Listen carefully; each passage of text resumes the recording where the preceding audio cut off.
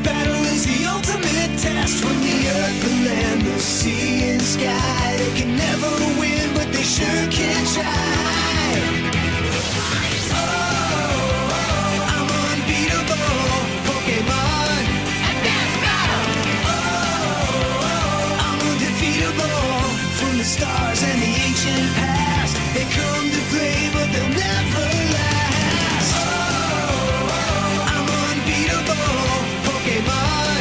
Advance battle! Oh, I'm undefeatable. Oh, advance battle. I'm unbeatable, Pokemon.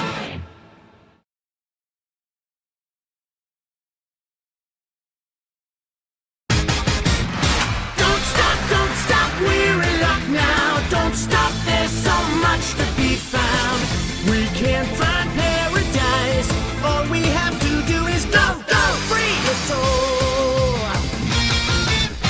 Mysteries abound, made of a deep energy.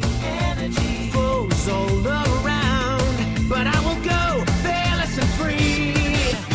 I'll give you strength, you give me love, that's how we live. My courage won't fade. If you're with me, my enemies will never win. We will fight for love and glory. We will live to tell the story. There is nothing we can't live through. Nothing ever dies. We will rise again. Don't stop, we're in luck now. Don't stop, keep your spirit proud. And ride upon the wind. All we have to do is go. Don't stop, we're in luck now. Don't stop, there's so much to be found. We can't find paradise. All we have to do is go, free your soul. Dragon Soul.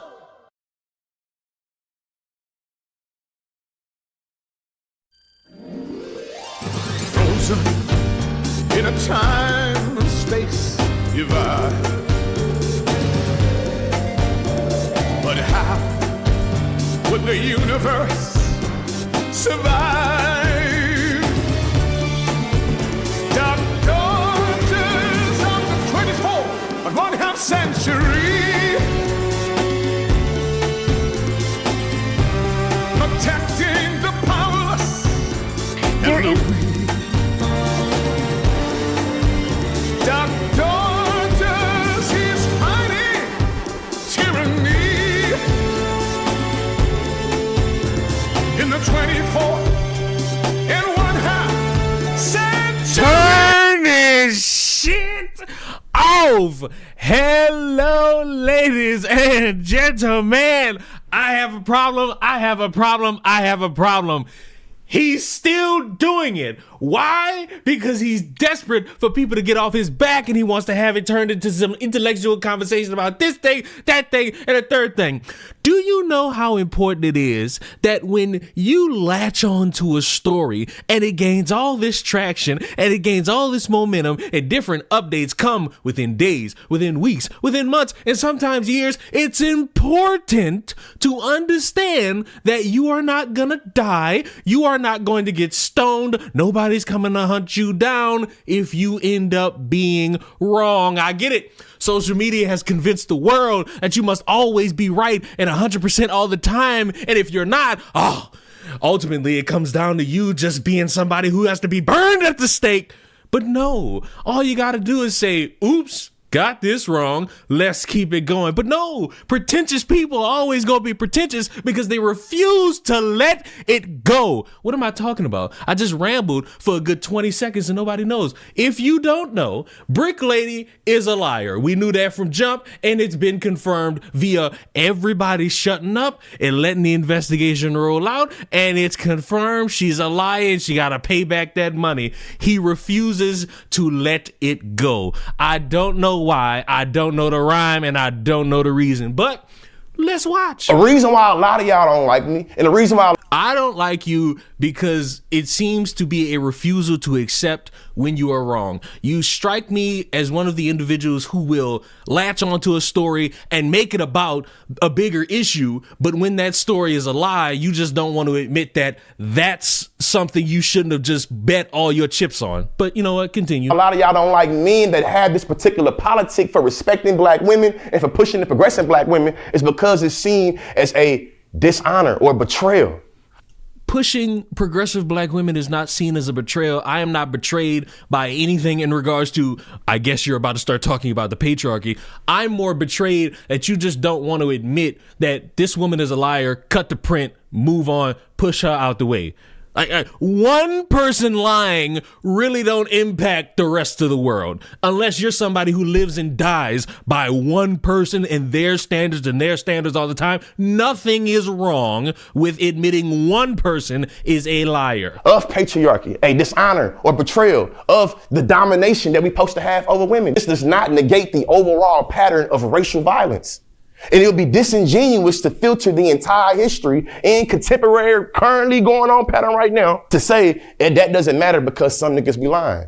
Now, I would want to agree with you that one instance doesn't make the grander scheme, but you, along with your contemporaries, your cohorts, or whatever you want to call them, did podcast episodes making it about the bigger conglomerate. You made it about the bigger conglomerate. So now that the story didn't go the way you wanted, wouldn't it be better to just say, this woman's a liar. She used the trauma in the stories and the intellectual history around black women being assaulted to try to make a quick bag, move her to the side, and let's focus on the real important things. No, you want to try to make it about you more than about anyone else. And the reason people are making it about you is because you were the loudest. You weren't the only, but you were the loudest guy defending a woman confirmed to be a liar. When it comes to Brick Lady Rhoda Osmond, even if you believe she the worst person since sliced bread, she's not. Infinitely way worse people in this world than her. Worst person since the devil themselves, you have to be able to acknowledge there's an ongoing pattern and legacy of women facing violence at the club when they reject a man. Yes! Are you happy? I did it. I did the groundswell work for you. Yes, even though this woman is a liar, there are women who still are in these real circumstances where they go to the club, they go to have fun, they get approached by a man and they say, nah, I'm not really interested. And that man, in some instances, is gonna get a little offended, maybe throw some really mean insults at the woman, and there'll be the instance where he might slap her. That's true. There are women who tell these stories and they have the actual documents to back them up as confirmed to be real. Here's what I don't like about good majority of conversation online. It's either one or the other. You can't talk about the full thing because the full thing is boring. That's not enough engagement. That's not enough clicks. That's not enough likes. You got to talk about one thing or the other thing. You got to stand firm in that, because if you don't stand firm in that, obviously you're the problem. And somebody's going to bitch about something about a fence. I don't know what y'all fixation is or y'all fetish with fences. I don't really sit on those. I sit in chairs. But when we're talking about a history of violence around a group of people, whether it be black women or women in general, it's important to talk about that. It's important to figure out solutions. But what we can also, not but what we need to, but what we should do instead, but also talk about is that how we have these real stories that don't garner the same traction as the fake stories, because it seems like the fake stories mean so much more and people latch onto them, and then when we dedicate time to investigating it, because y'all swear nobody gives a fuck but people investigate these stories, when people dedicate time to it and it turns out to be bull, all of a sudden it's, well, we still need to worry about these real. We can't do that after people spend so much time demonizing a group of people for not believing a fake story and then trying to gaslight it into y'all are the problem because y'all don't actually care about anything. Motherfuckers, people actually do care out there. That cesspool that y'all argue with on TikTok in these random debates where they sit there and talk about how you not black enough because you don't have a dark-skinned wife, that's loser shit, and you might want to stop trying to get their attention. What you need to do is actually have a conversation that is warranted around actual truth, substance, and getting to the root of the problem and trying to solve the problem. Shaming a bunch of motherfuckers because they didn't take your side on a story that's bullshit is not going to be the way. and it's never going to be the way. I can help you.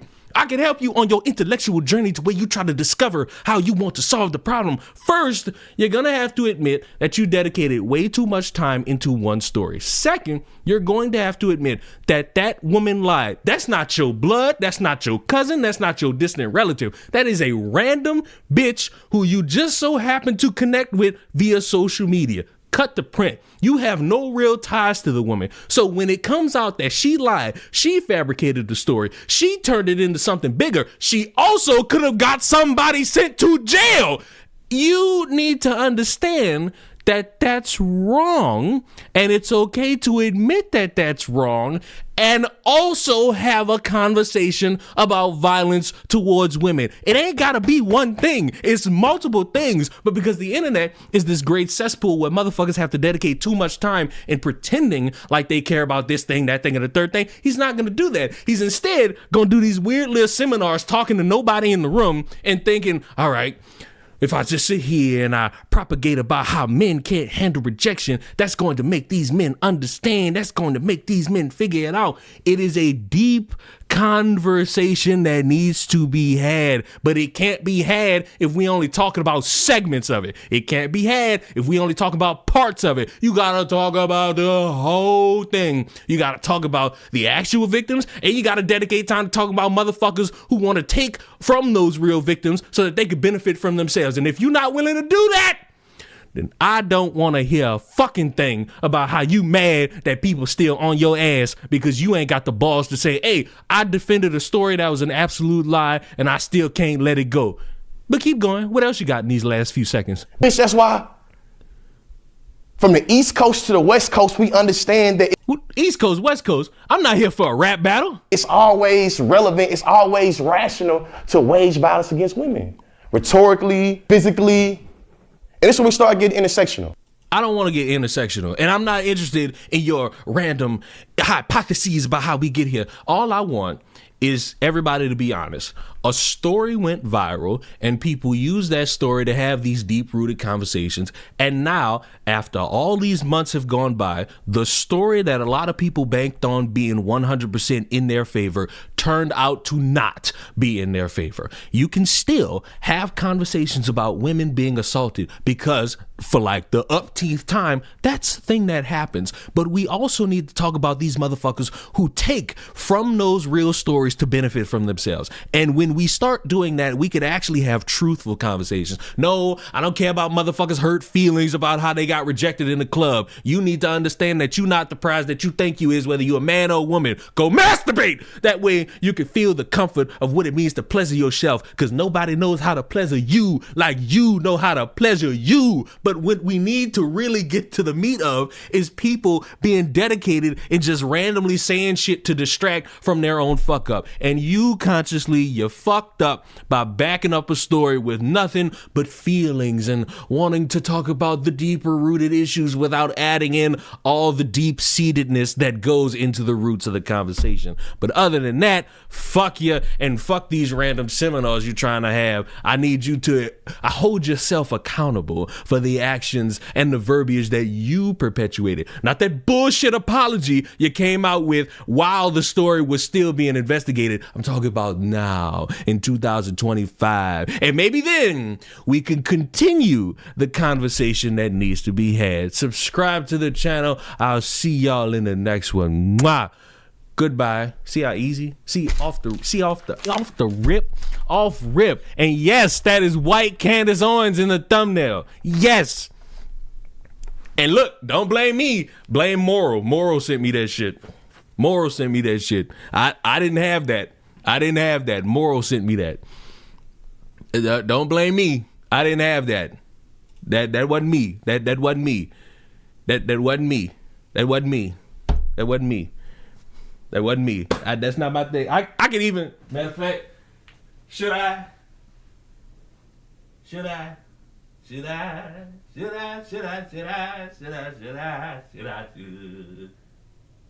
Hold on.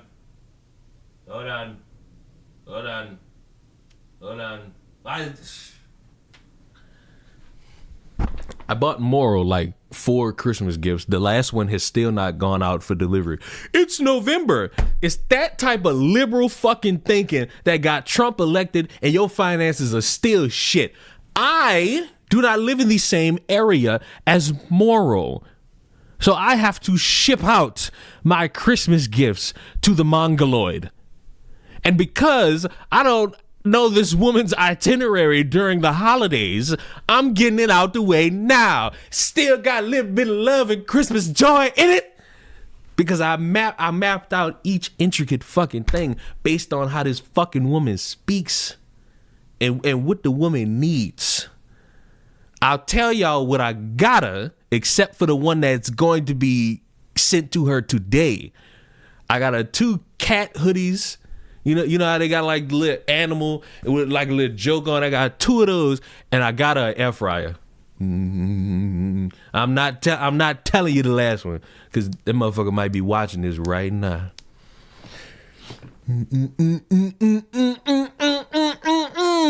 No. Socks. I ain't gonna lie, if you get socks for somebody for Christmas, that's the ultimate sign that you could have just texted Merry fucking Christmas, because that's essentially, you essentially spitting in somebody's fucking face. Socks? For all that, just give them the $20 to go get it. You know, that's how you know I really like Moral. I got this motherfucker an air fryer that's better than mine. I could have got that shit for my fucking self. Look greedy like. I should have. Nah.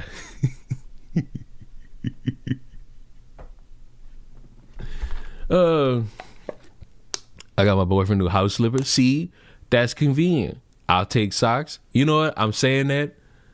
I need some new socks. But like, I need like socks. I don't need no theme socks. Like, look.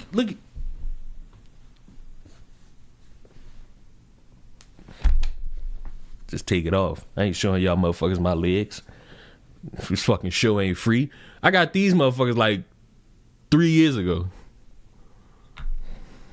I ain't showing y'all my legs. This show ain't free. Show ain't fucking free.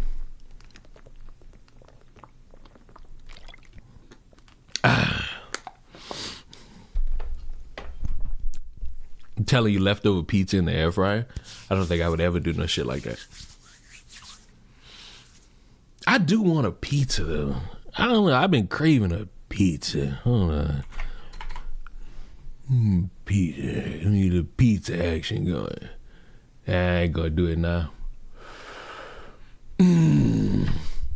Were you talking about that one guy who? Yes, I was. Yes. I got my fiance a WWE heavyweight championship. Hey!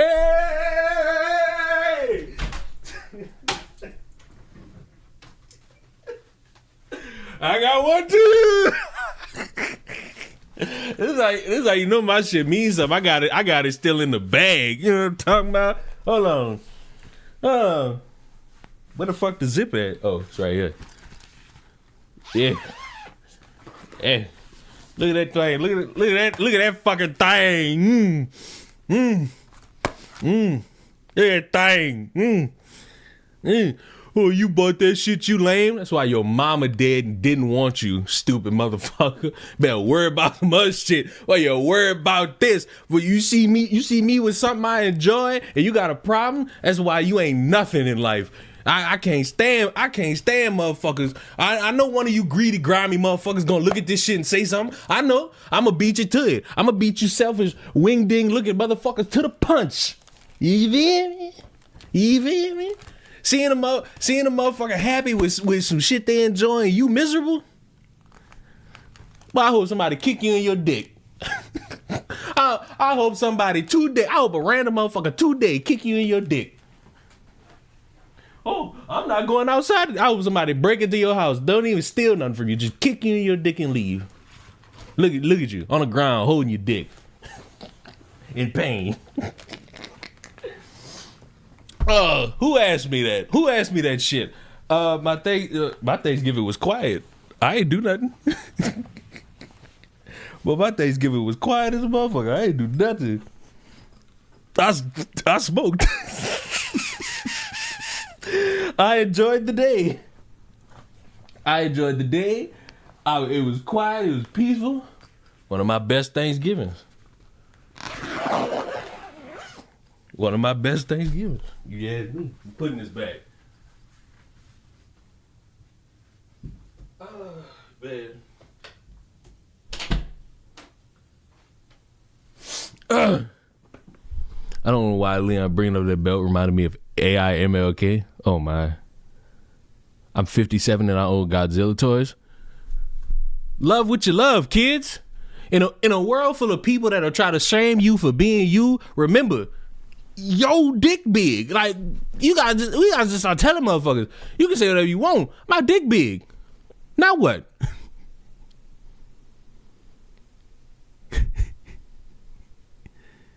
Did you order takeout or make something? I didn't do either. What the fuck was I gonna make in like, oh, you talk about for Thanksgiving. I made gumbo. Does that count? I made gumbo. Does that count? I think that counts. Don't that count? It should count. It counted me. I think that counts. Like, I think that counts. That counts. That should count. It counts. Y'all want to see it? I think I took a picture of it. I always take a picture. I take a picture of it and I send it to Skelly because Skelly is a white and white people don't know how to make that. Skelly's white. White people don't know how to make gumbo. Unless you're from the South, you don't know how to make that. God damn it. I hate when it does this. Okay, bam. I go here. And I go in here. Is this? Yes and no. Yeah. Download. What?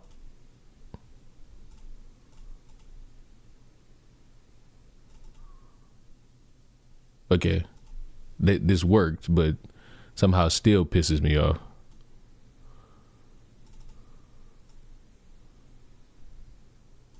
Okay.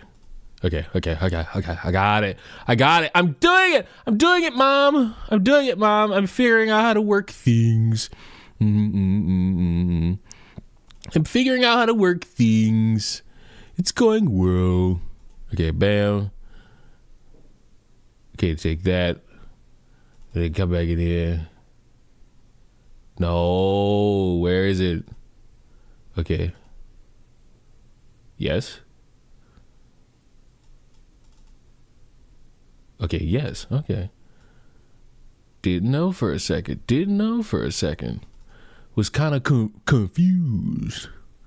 Oh, and by the way, I might stream again at like 11 o'clock at night. Because apparently I've been asked to do something, and I don't know what it is.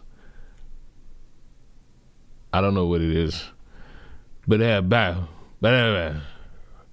Is my Dumbo.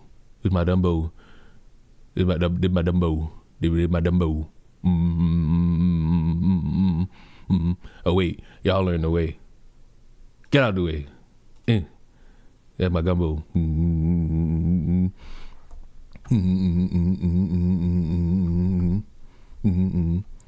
Lately on stream. Sweetheart, that's not gonna be on YouTube. That's gonna be on Twitch. Primarily because, okay, so I don't think I could say what this shit is. I guess we're reenacting scenes, and I don't know like the. I don't know. I don't know what's going on. I don't know if slurs are gonna be said. All I know is it's gonna be showtime at the fucking Apollo, I guess. Leon, I got Twitch. I don't think I asked. This guy isn't even saying anything. What is happening? Me? You talking about me? You talking about me? I'm not saying anything? Me? You say me? I'm enjoying my time. Me? Yeah, yes, me? Oh, you talking about me? Goodbye. Bye. I'm not saying anything for you. Bye. Hit the road, demon soul. I feel good. Link, appreciate you eating spicy chicken Alfredo. Your ass probably hurts. Your ass probably hurts. What was he even talking about? I don't know. I guess he's just mad that. I guess he's just mad that he doesn't have gumbo. I guess he's mad. I guess he's mad he doesn't have gumbo. I guess he's mad. I guess he's mad he doesn't have gumbo. Speaking of politics, do you think I didn't say a fucking word about politics? I'm gonna be honest with you. There's probably only one political aspect of this fucking stream, and you won't even be able to. You yourself will be angry at what I'm gonna show you later. Do you believe that Democrats are capable of racism? Everyone is capable of racism. Why are we quantifying this with a political party? Everyone is capable of racism. Everyone. You are capable of racism. I am capable of racism. Everyone is capable of racism. All you need is two things: the thought and the action to do it. Whether it be hurling a slur or doing something that requires you to spray paint some swastika somewhere, everybody has that ability. The hell? The hell? What dumbass had you ask this question? What dumbass brought it out of you to ask that question? That's what I want to know. Like, what conversation or what stupid thing did you see that led you to ask me if Democrats are capable of it? Like, and what the fuck does politics have to do with this? What? See, why does white Candace stop it? Y'all did this shit the last time. Y'all niggas be horned out. Y'all gotta stop, bro. Y'all be too horned out. Candace ain't even all that. Candace looked at y'all one time and was like, y'all was horned out. Stop it. Let it go. That is not right. That ain't even ain't even something that like you should really be latching your ass to. You feel me? You pick up how I put it down. Hold on, I'm checking something. I'm checking this thing. I could get him for that. Well, it's not really too much of a difference, if you will. What the fuck is with this Dubai chocolate? Hey man, I ain't make the thumbnail. I was just scrolling. Hey, I'm upset. I don't have gumbo. Somebody asked me when I made that fucking Popeyes box video, well, can we get a recipe for that gumbo? It's like, you're not scrolling down, buddy. You should scroll down. Scroll down. I already did that. It looks like shit. You better not be talking about my gumbo. Oh, that's all I'm gonna tell you. You better not be talking about my gumbo. Cause I'll put my finger in your ass. Like you might want. You might want bag back, little nigga. Might want how the kids say proceed with caution. Kids say you might want to proceed with caution. Hold on, I'm doing something. Don't worry about me. Don't worry. Don't look at me. I'm working. And we just do this. And then we do this. And then we just sit on that. Don't take. Well, I'm not reading that. See, I'm so glad. Finger in the ass after Thanksgiving is diabolical. You're right. Motherfucker is gonna feel that yam. Motherfucker is gonna feel that yam you got going on in there.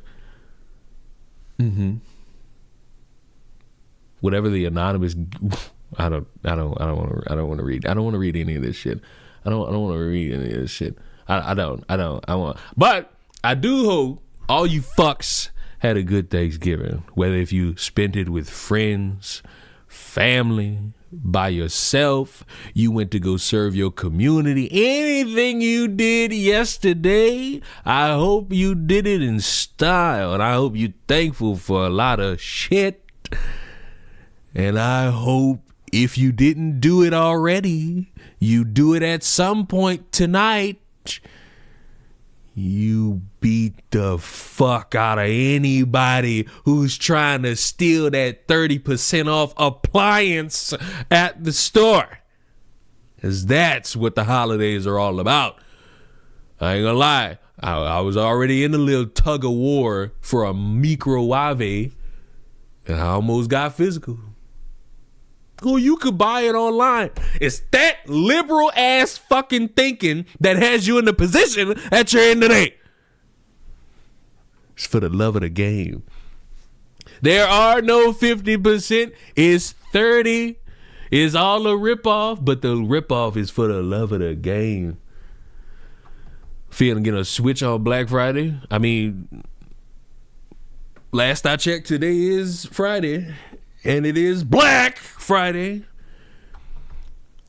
But speaking of black, I have no idea why I live in a world where people don't understand your blatant stupidity could get you in some form of legal trouble, especially when you're trying to pin something on other people. Because if you don't remember, there was all these months ago, or if not a few years ago, where a bunch of college kids, unfortunately, were taken from this world because of a murderer. And ever since then, they found the murderer. They're in the process of locking him up for a long time, if he's not already locked up for a long time. But somewhere in the middle, people wanted answers because they weren't getting any in an adequate amount of time, because investigating is not as trendy and cool as people on TikTok make it out to be. And one lone hero decided to solve the case, and we called her the TikTok psychic, who thought that she could have psychic readings and figure out who did it. And she pinned the entire thing on a professor at the university. She then sued for defamation, and ever since, this bitch has tried her luck at trying to game the legal system to prove her innocence and prove her psychic readings were actually of note, and it hasn't worked out, and it ain't been going well for her ever since. Hold on, let me get this out of the way. I can't have y'all distracted me. True crime. Hold on, I done fucked up in 15,000 different ways. Because I wanted to show y'all that gumbo.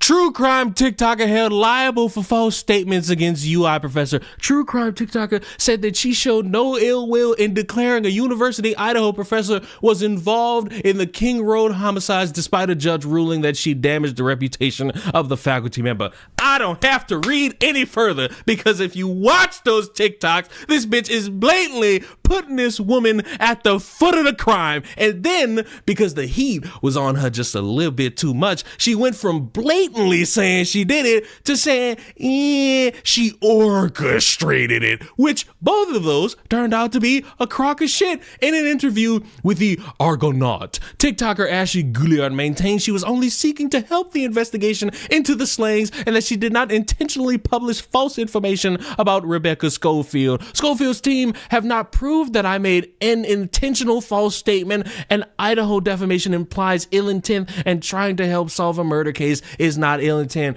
Madam, I don't mean to be the bearer of any bad news, but I need you to understand that you are not an investigator. I don't even think you work for the police. You are, by every stretch of the imagination, random TikToker. And as a random TikToker, you don't have the jurisdiction, the leeway, or the education to start pointing a finger at anybody in regards to who could have done anything. And when you do blatantly do that, you're putting in some ill intent. What's the ill intent? Accusing them of murdering people, or accusing someone of orchestrating the murder because of some fictitious love triangle because you were bored and you ain't had nothing to do and you started rubbing the ash on your fucking skin to let you try to figure out in real time who is going to be the person behind said thing. Judge, Jesus Christ. Judge, what a fucking jump scare.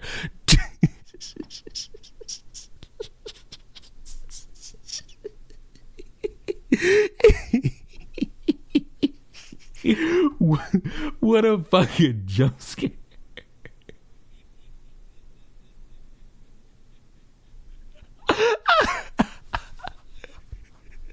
That shit scared me. That, I ain't gonna lie, that shit scared the fuck out of me. Gilead's only evidence came from the claircognizant practices, which relied solely on tarot card readings of the victims in UI faculty, as well as Gilead's own intuition. After ignoring a cease and desist letter from Schofield, Gilead continued to make false and defaming claims, bringing the lawsuit to federal court. I think for sure the fact that Kohlberger pleaded guilty and has been sentenced shuts down any entirely speculative assertions she could have made that would change anything. And of course, that is what happened. And if there's anything else in terms of an update, come February of 2026, we're going to a jury trial to determine punitive damages. And listen, do I think this woman should be going to jail for this? Absolutely not. But you know what? If you want to charge her with a fine of like a couple $100,000, I would be perfectly okay with that, because we need to set a standard for online discourse when it comes to actual ongoing investigations into missing people or dead bodies or any other thing that involves people investigating. These random speculations broadcasted by people who don't have a crumb of information but swear to God if you just say at the end of it, it somehow warrants anybody to actually think about what's actually being said versus actually what's being done. And in this case, this woman was banking on a random woman at that school being a murderer, and all the evidence that's come out after proved to be an absolute fucking lie. So for that, I believe you deserve a little bit of a penance that involves the financial. And hold on, I'm getting a psychic reading. What's it? Whoa, what's this? Oh, a fork from Raising Cane's of all places. I wonder what could that possibly mean in the grand scheme. Oh, they're gonna start feeding you your own tube socks as you sit there struggling to pay for anything, as you paying that woman back for all the fucking time you wasted trying to bank her for being a murderer. And with that, I bid you all good day and adieu. Subscribe to the channel. I'll see you all in the next one. Mwah. Goodbye. It's too easy. Y'all niggas make this shit like some hard thing. You catching me doing it in real time. Motherfuckers do this shit and they and their way through it. Like, how? For what? All you gotta do is that's all you gotta do. Raising Cane's appreciated. Raising Cane's sucks. Like Raising, if you like love Raising Cane's, you let me know that your taste buds are that pathetic. Raising Cane's is like subpar chicken tenders. And fuck that chicken sandwich. It's not a chicken sandwich. Like, that's not a chicken sandwich. It's 3 tenders between buns. Like, fuck. Now, kill me with that shit. Like, oh my God. That shit is literally, this shit is literally 3 fucking chicken tenders between buns. When's Brown Thursday? Could be any day of the week you want. Like, could be any day you want. Could be any day you want. But I'm done with anything that you would end up seeing. Oh, shut up, you. I'm done with that. Let's have fun. Also, appreciate the follow. I got it, but I had to turn it off. Couldn't let y'all distract me. You motherfuckers distract me all the time. Couldn't let it happen. Couldn't let it happen. One good time. But I do appreciate it. Oh, you sick fuck. But now we could just have fun with some stupid shit. I'm gonna start doing that more often. Like if I got some shit I want to record in a live setting, I'll do that. But overall, like we could just spend more time chilling. You know what I mean? Didn't Popeyes rob you and gave you something other than what you ordered? Yep. But speaking of robbing and getting something you didn't order, y'all remember Charlie Kirk? That's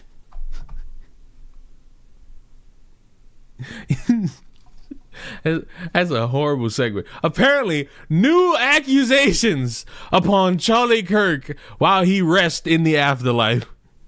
Now, before I show you this, I want you to know I don't believe it. I do, however, find it fucking hilarious. And if it were to be true, that would just mean it would be funny. But I don't believe this to be true. Say it again. I'm going to say it again. I don't believe this to be true. I believe it to be funny, though. Proceed. Charlie Kirk was subscribed to my spicy site. I know this may come as a shock to most of you because he was so adamant at speaking out against my community, but I felt it was right to bring this to the surface so everyone can see how Republican men are secretly in love with the dolls.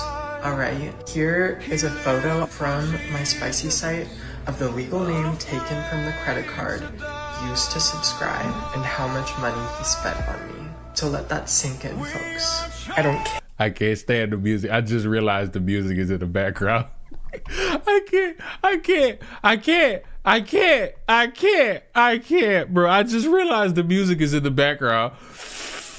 That is the worst. Charlie Kirk is the most disrespected dead body in the past number of years. I swear I thought it was going to be Hulk Hogan. I thought when Hulk Hogan passed, that was going to be the body they were going to make fun of forever. But Charlie, jeez. Care how many cease and desist emails his team tries to send me, and I don't care how much hush money they try to give me. The truth is out, babe, and it hurts.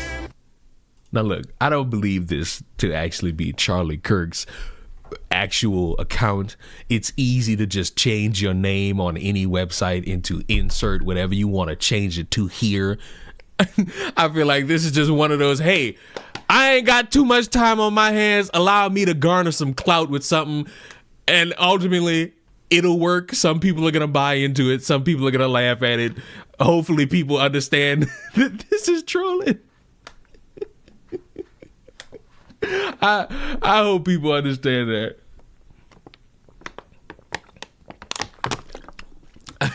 Now look, I don't know if this is trans. I don't know if this person is trans. All I know is motherfucker got on social media and started saying Charlie Kirk was buying my OnlyFans.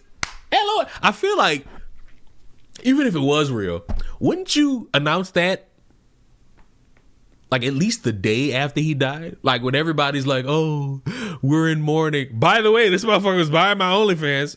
I would have did it then. Like that's when I would have did the shit. But that's because I'm evil. I'm secretly the op. I'm secretly evil. Yeah, well, speaking of Charlie Kirk, y'all remember how all those people lied about Charlie Kirk Memorial and how Penn State was hosting this big event to honor Charlie Kirk? Y'all remember that lie? Because that was a fucking lie. Going to an event that's known for everybody wearing white shirts and coming in with your own white shirts and pretending like the whole stadium cares about that man, y'all gross liars, and that was disrespectful to that man, no matter how you slice it. I despise that now people are just openly lying about shit, but the beauty of it is that that thing, Grok, will come through at the greatest of times. Who among thee has watched the new Stranger Things Volume 1 episodes? I watched it. I thought the first episode sucked. 2 through 4, chef's kiss. The first episode sucked. These thumbnails, bro. Shut up. Now look, maybe, with the exception of Nay is here, you might think about watching it. You just haven't had enough time. Well, I'm going to spoil something for you that you never expected. Are you ready? 3, 2, 1. There's rape in the first scene.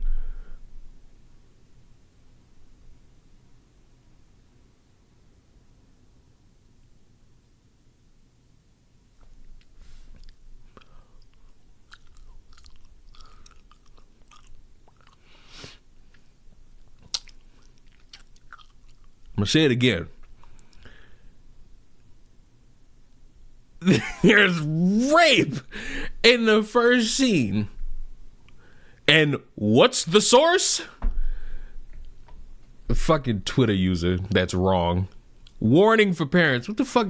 What did Grok shit out the way? Warning for parents. The new Stranger Things begins with an extremely graphic pedophile scene of a young child being raped by an older man. So look, not at all true. That's not what happened. Literally, dude, if you go on YouTube and watch, because Netflix put it up, I don't think I could show it. They show like the first 5 minutes, and he's talking about when the young Will gets captured by Vecna, and he puts him under this fucking spell. That's not rape. That's mind control. And then you got motherfuckers who are like, oh, but it's oral sex. It's like, okay, y'all are trying really hard. And what makes it even worse is I don't think any of these people had a problem with the season before where it happened. Because if anybody watched Stranger Things season 4, Max essentially got the same treatment without the tentacle in her fucking mouth.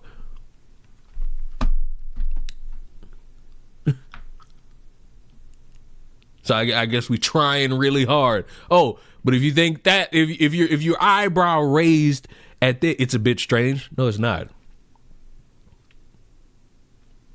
Like it's not. Like I watched that and I was like, oh my God, he's controlling Will.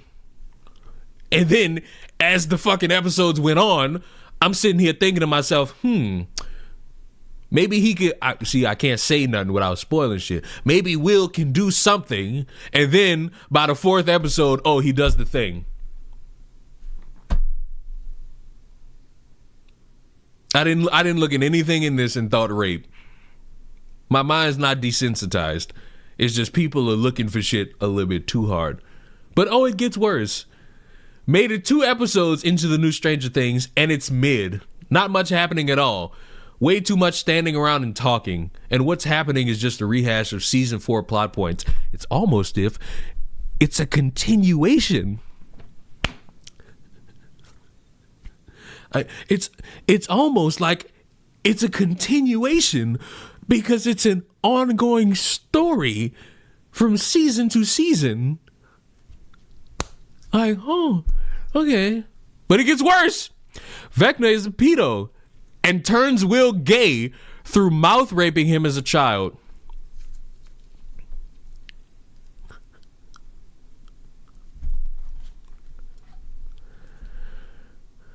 Okay. I guess we all watching different shit. I guess we all watching different shit. Okay. Now look, to anybody who watched those 4 episodes that came out, I think yesterday or Wednesday, like, do we all agree that this is not true?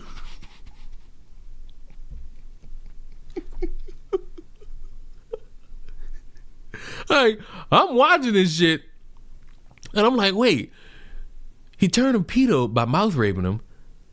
So I guess the girl who got about 80% of that done to her. I guess she's a race traitor because she's dating a black guy. Oh, okay. Okay. But it gets worse. Netflix is trying to normalize this. Stranger Things fanboys would defend it. I have nothing to defend. It's a show where a demonic specimen is taking control of a child and using it for his own means. Which may sound like rape to you, but if you actually watch the fucking show, it's not.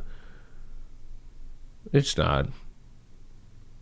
And you know what? Maybe this all has to do with him grieving, because apparently we were supposed to leave an empty seat for Charlie yesterday. And I'm sorry. I'm sorry, but huh? But huh? I'm sorry, but huh? Now I get it if you his family. I don't really have a problem with his family like leaving a seat out for him, you know, that's his family. His friends, yeah. I mean, yeah, but it's like, all right, y'all his friends, so it's like it's understandable. But me, it's like a random person. You want me to leave a spot for him? Why? You want me to leave a spot for him? For what? Why? Why would I leave a spot for Charlie? Like I have no ties to Charlie. I have no connection to the Kirk man. Like, ain't nothing against him. I just don't. So why would I, in the grand scheme, leave an empty chair? First of all, that's a waste of a chair. Like somebody could sit there. Like I get it. That's your former friend, coworker, and he's no longer here. But at some point, we as a society gotta start being a little bit fucking for real. We actually gotta start being just like a smidgen bit for real, because if we not, we're gonna walk into a little bit of a problem. And the problem stems from people trying really hard at the wrong time to like make things bigger than what it is. Like it ain't that deep. Like he's gone, may he rest in peace. But like, now y'all dragging it. Now y'all dragging it. And speaking of dragging it, get a load of this. Now look, just two dads with their newborn daughter. And look, they're all smiles. They're all smiles. You know, they're all smiles.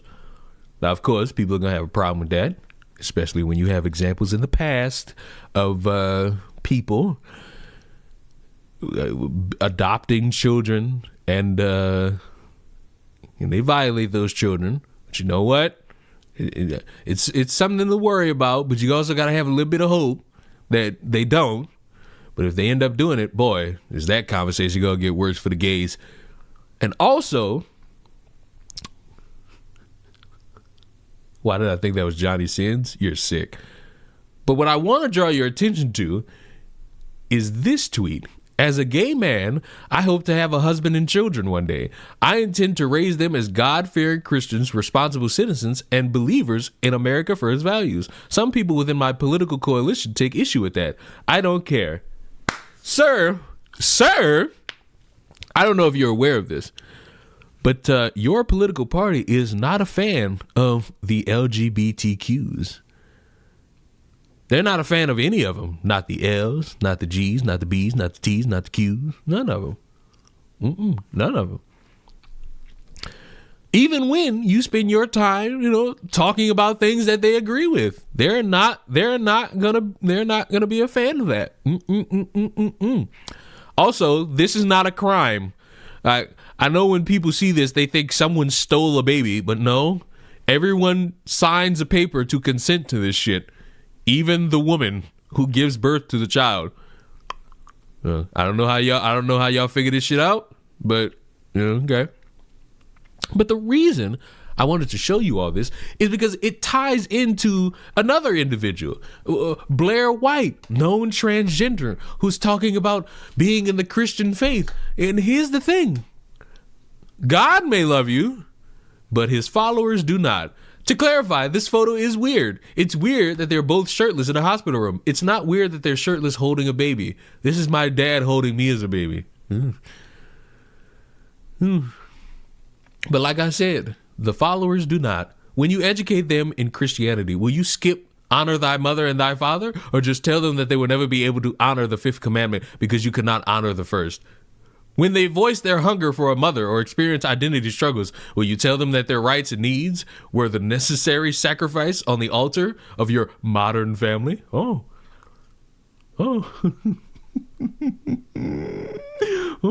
She. I was raised without a mother. My mother cheated on my father, became a drug addict, and died a few years later. Does that make me less Christian? Oh. I'm sorry for how you suffered. You deserve to have your mother put your needs before her own desires. What makes one less of a Christian is forcing the weak to sacrifice for the strong, the exact opposite of both the Old Testament and the New Testament commands, as well as the cosmic examples God set for us and then bid us go and do likewise. Your interpretation of what makes one less of a Christian means nothing to me. Who are you to determine what God views as less than? Oh, he's fighting back! He's fighting back! God-fearing Christians do not practice sodomy. What on earth are you talking about? What does a child have to do with anything with practicing sodomy? Absolutely disgusting. Leave children out of your self-abuse rituals. Oh.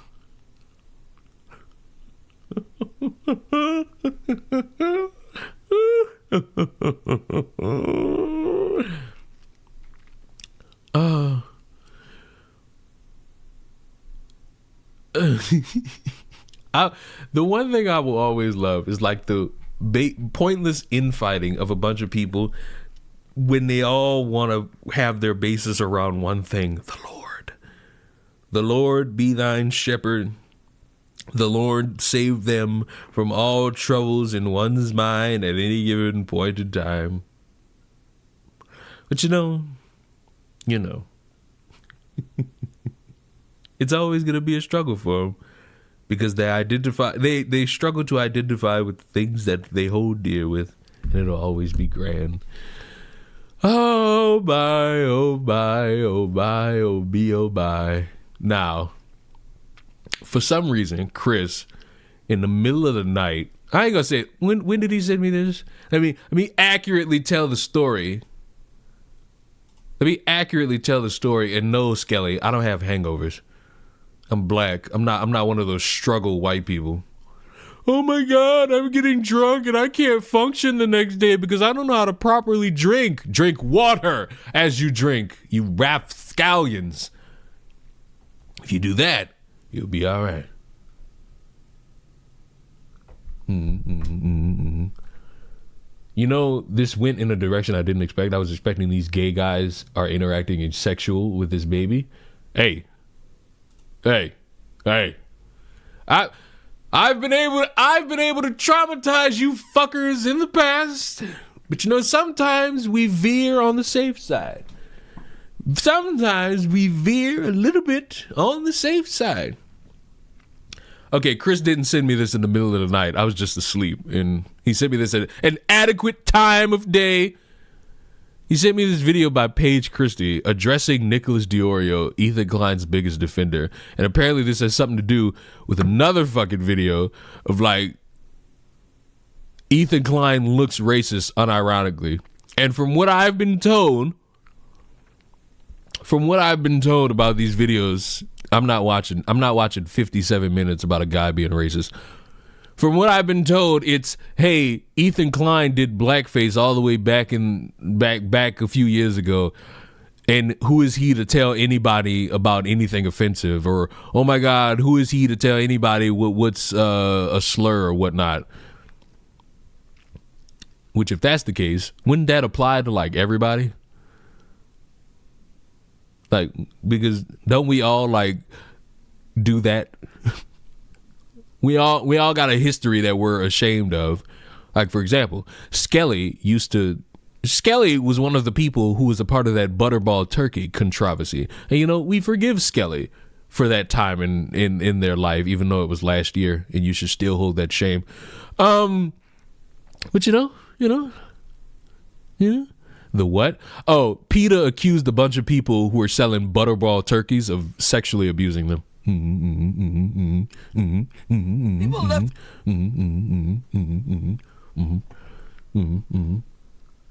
But yes, yesterday I wasn't drunk when I told you this, Kelly. I was completely sober when I told you this. I told Skelly to shove turkeys up her vagina and give it to the homeless. And you know what's crazy? Skelly was telling me how people pay to have them on a leash.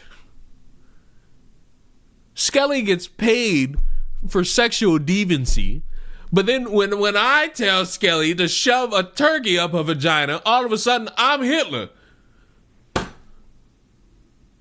The fuck? How you mad at me? What did I do? I'm just a man with an idea, a man with a plan. I just realized that I have somebody in this Twitch chat called Sailor Coon. How in the fuck did you get away with that?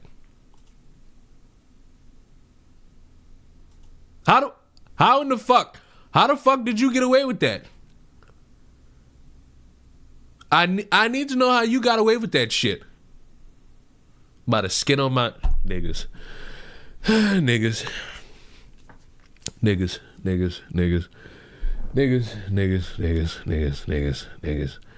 It'll always be niggas. It'll be nobody but niggas. It's always gonna be niggas. It'll always be niggas. But I can turn my camera off now. I don't need it. You know what that means? I can also turn this bright ass light off because this bitch bright. And we can watch this. Hold on, let me go ahead and get this black box out of the way. Game time? Shut up. I'm getting sick of you thinking, like I'm getting sick of y'all thinking that every time we watch a video, I need a game to play. Like, how fucking dare y'all? Y'all attention spans ain't that fucking bad. I'm so bored, I need a game. What game? Ooh, I know. A new game. A game none of you have seen me play until right now.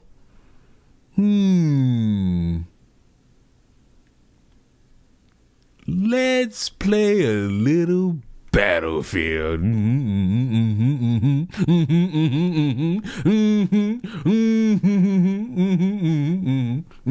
Little Battlefield do some good. Apologize for the blackface, has he? Like, all of the things that Ethan has apparently apologized for are supposed to be sourceable. Have you seen the new selection of YouTube's free movies? No, I haven't. I think the last movie I watched was Back at the Barnyard. Oh, yes, me, there's a content creator who literally makes a lot of Ethan Klein content, can't source a lot of the apologies it is that he's made. So if he's made apologies, where are they? I would like somebody who is a fan of Ethan Klein and the H3 community to spend hours and hours of time of documenting every single one of Ethan Klein's apologies for the horrible, horrendous things it is that he has done. I think if you spend your time talking about, I think if you spend your time making like specific content about one creator or a group of creators, you should like do your due diligence in figuring out if they've ever responded or made apologies or tweets about it.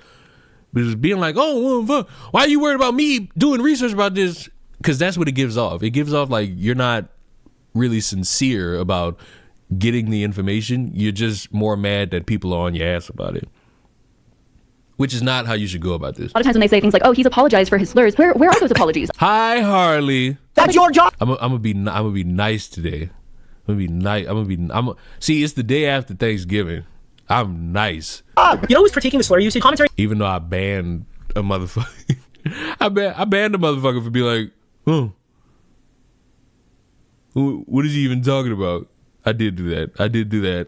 Hey, you know what? I don't regret it. YouTubers like me in 2020, like 5 years ago. I had a run-in with a random 1,000-follower call-out account who accused me of having problems with black people out of literally nowhere with no supporting evidence. Ethan Klein shows up to post an image as if to prove me taking a picture of a Keemstar means I have a problem with black people. I'll patiently await my apology. I have created a list of my own that should hopefully shed some light on some of the bullshit shit that Ethan has done. Made fun of Indian people. How's your name, Vinny? Oh, it's pretty cool. When called degenerates and goofy, made fun of black people, done blackface on multiple occasions, dated the 6 foot black member scarier than 6 foot white man, called a black man Blackzilla, made insensitive tweets about Ebola, pretends to be from Zimbabwe, pretends to be from Ghana, pretends to be from Pakistan, created blackface and whiteface content with a double entendre meaning to them, minimizing racism and making fun of various communities. And again, this list is barely scratching the surface of all of this stuff it is that Ethan has done since starting his channel in 2011. And now all of a sudden we have to relitigate those fucking slurs he apologized for a fucking decade ago. So I'm inclined to believe that these don't exist because if they did, why don't you just show us? Don't ask me where they are. That's your job. Why on earth can the same people who support you not find these instances for the rest of the internet to use? I just think she's extremely confident in saying that Ethan Klein is not Off all of this information you just gave me, man. Appreciate the bits.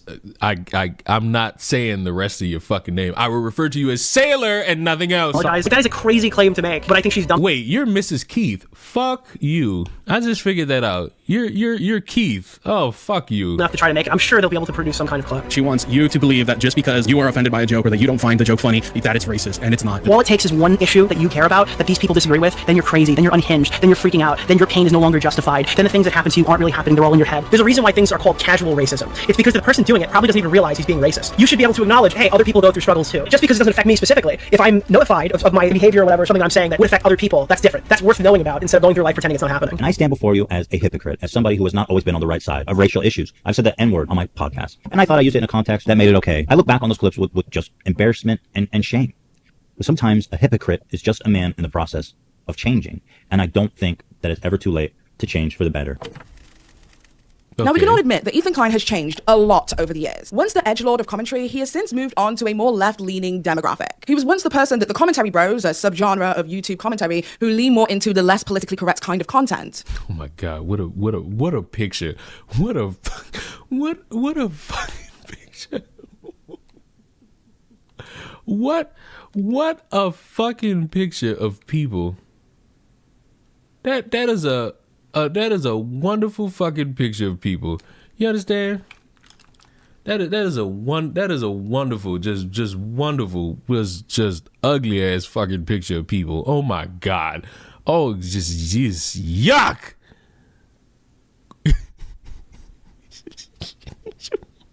These niggas do look like Redditors. What the fuck? Yeah. Look like that. And why the fuck are they standing like that? What the fuck? What the absolute fuck?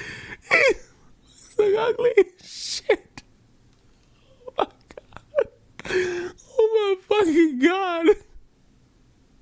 These motherfuckers look ugly as shit. These niggas look like sin incarnate. Oh my God. What the fuck? Why did they take this picture? Did they think this shit was cool? Oh God, my stomach, it hurts so bad. Oh my God, I just died. No, I didn't die. I took him out, pussy. Oh, y'all can't see. I just got 2 kills and none of you saw it. Fuck. I just got 2 kills and none of you fucking saw it.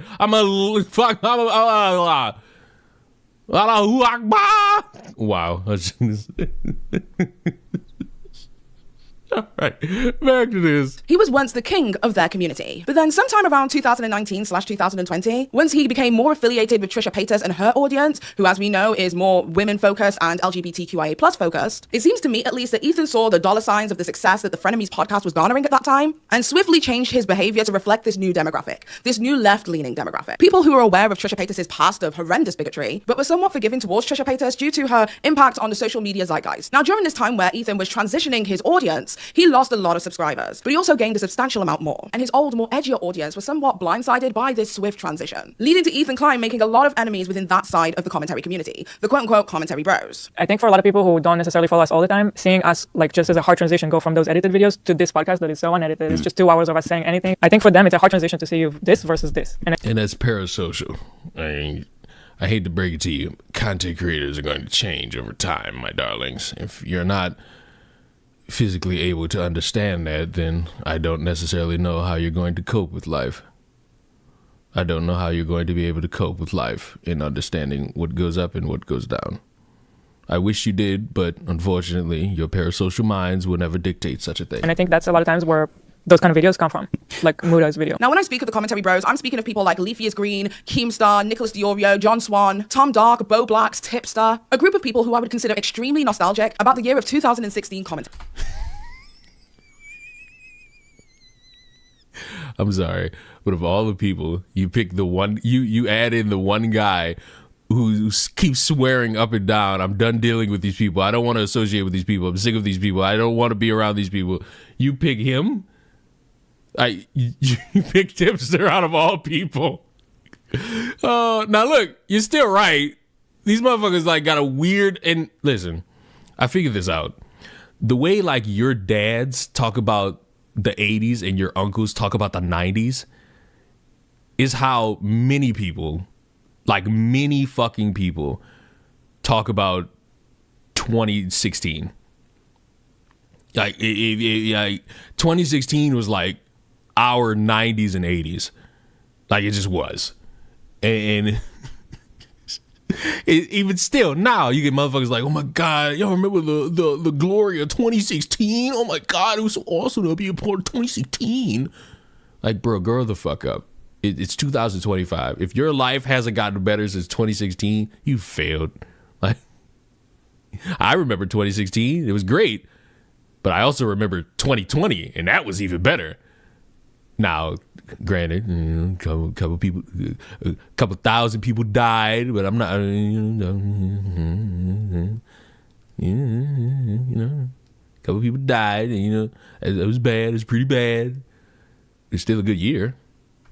And one of the most vocal people that I would consider when it comes to Ethan Klein's hypocrisy and his swift change of demographic and even tolerance and ideologies, as well as Ethan Klein's apparent sensitivity to socio-political issues, or anything that could be considered politically correct, was Nicholas Diorio. Now, in the year 2020, Nicholas Diorio had made videos about Ethan Klein, had been extremely vocal and public about his disdain for Ethan Klein, and the hypocrisy is that Ethan Klein displayed having a more holier-than-thou presentation on current topics, despite being one of the originators, many people would say, of edgelord commentary. Ethan found Bo Black's racist parody song that he made approximately 4 years ago, one in which Bo Blacks has already publicly addressed and apologized for, and Ethan tweeted it out to his entire audience. He then scoured the internet looking for screenshots to further build his narrative that he was trying to shape, and he eventually landed on a super old tweet Bo Blacks made about minorities in the airport. Like Ethan has any fucking room to talk on this issue at all. And a clip came out of H3H3.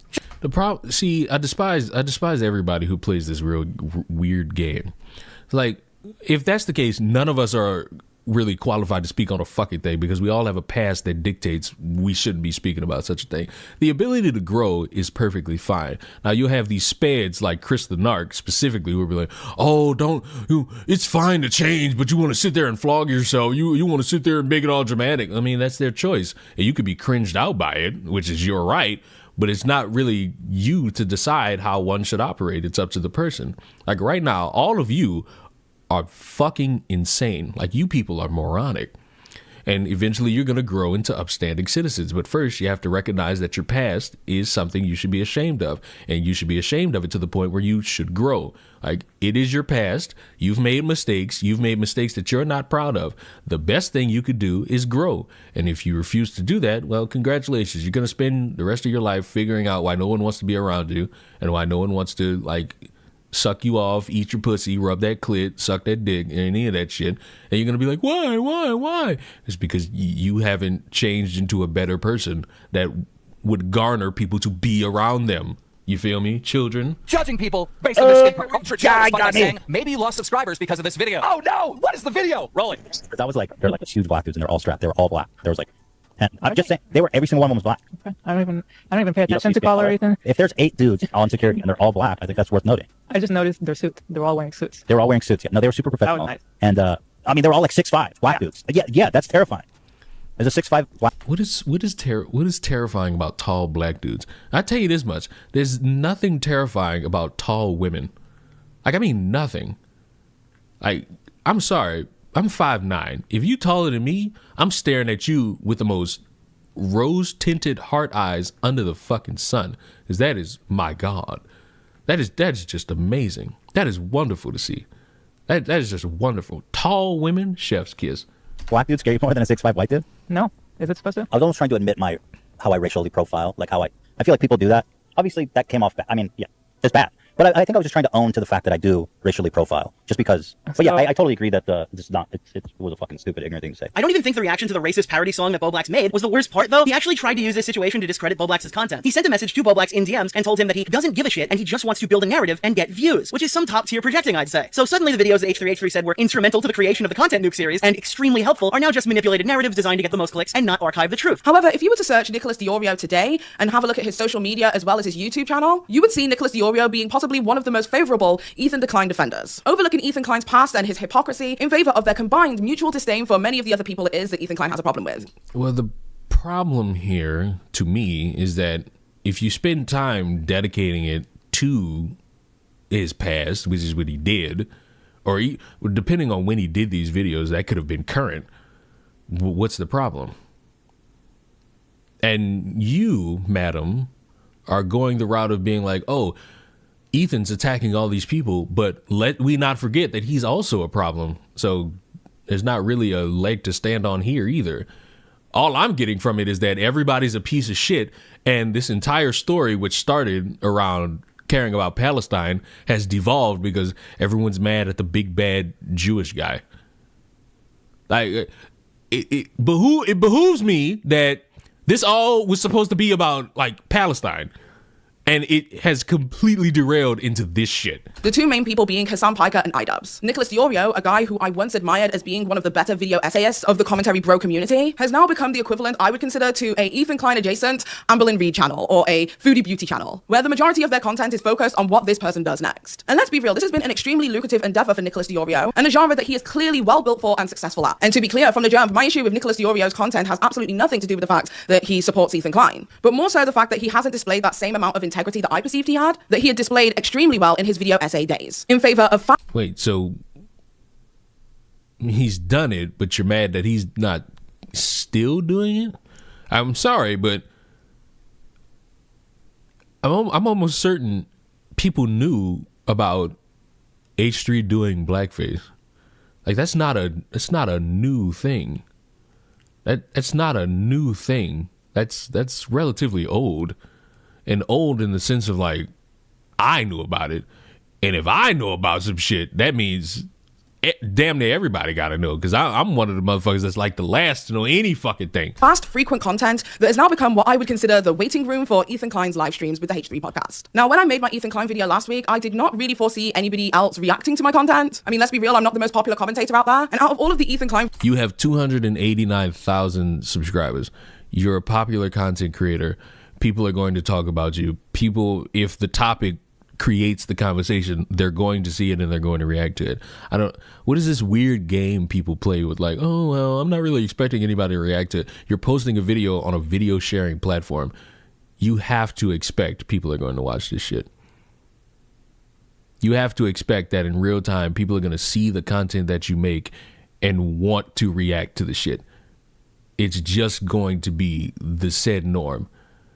It is. It's going to be that norm forever. No matter how you slice it, no matter how you try to pinpoint it, it's going to be there forever. Videos it is that I've made in the past, I would consider this one possibly my least popular one. However, when I saw that Nicholas Diorio was reviewing my content in his live stream, I was extremely interested in seeing what his opinion is, as a former fan. However, what I found was the exact same echo chamber that I had seen that Ethan Klein and his own audience had shared. That I'm simply not a very well-researched T channel who hates Ethan Klein and refuses to give up on the past. However, when it came to the crux of my video, where I spoke about disparagement humor and how blackface can be akin to some forms of anti-Semitism, the nuance where I'm trying to find mutual ground where everybody can understand each other's feelings towards a situation, Nicholas Diorio completely skipped that section of the video. Okay, go to 57, that's the end of the video. Very funny. That was very funny, Ryan. I appreciate it. See, this is a problem. This is a problem I have. We're formatting our opinions, skipping through videos. Can't be done. I get it. It's boring. I get it. It's too long. It's 50 minutes. All this shit. If we're being real here, you spend your time talking about some shit, but if you skip ahead, you're missing any layered conversation that could be had to strengthen or destroy one's point. You're right. That's very funny. I really appreciate you. All right, we're gonna dive here. And this is something that I find with many people who are critical of my content, that actually viewing my content in its entirety seems like a huge and tall order. The jokes are about people of color. Now, what is... Okay. I can't anymore. I can't. She just wants to be upset. That's all it is. She just wants to be upset. She wants you to be upset over jokes. She wants you to believe that just because you are offended by a joke or that you don't find the joke funny, that it's racist, and it's not. There's almost 18 minutes left in this video. I'm not finishing it. I can't. I'm done. I'm so done with this bullshit, man. It's these types of people. It's these types of videos, this type of rhetoric, this type of mindset, this freaking mind virus here that makes people go to the opposition. Because we want, as somebody like myself who believes that yes, trans people have a right to exist, they should be able to do whatever they want, they should be able to, or not do whatever they want. Let me rephrase that. They should not have to go through life being attacked or gone after because they're trans or anything. But when I say shit like I'm sorry, what trans people got to do with it? Who's the trans person involved? Who did I miss? Who's trans? Who's trans here? It's not Paige. Is he trans? I don't know. But like this, or race, or like freaking the desire to be a victim like this, it makes me just hate these types of people. It makes me hate this side. This also happened with the previous Ethan Klein video that I made, Ethan Klein, You Can't Litigate Public Opinion, where many people who were critical of this video didn't look at the crux of the video. Now, it could potentially be that my content is just not entertaining for that particular demographic, which is fair. It's that answer. It's that. It's 57 minutes. I've seen people make fun of your voice. I don't have a problem with your voice. But yeah, it's that answer. That's the answer.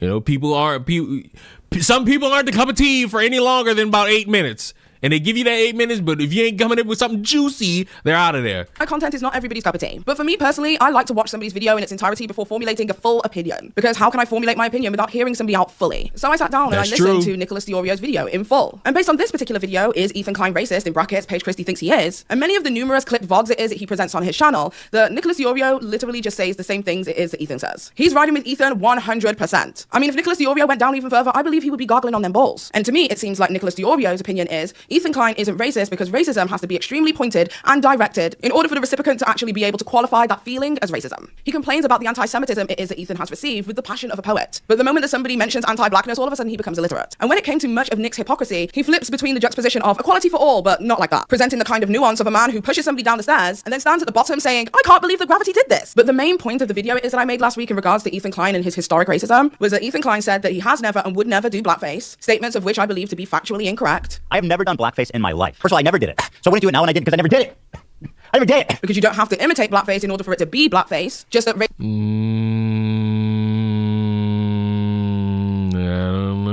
don't know about that one. I don't know. You gotta have to have some ill fucking intent here. Racialized prejudice has to be the joke. And the second point is that Ethan Klein has stated on numerous different occasions that he has already apologized for his past. Where are the apologies?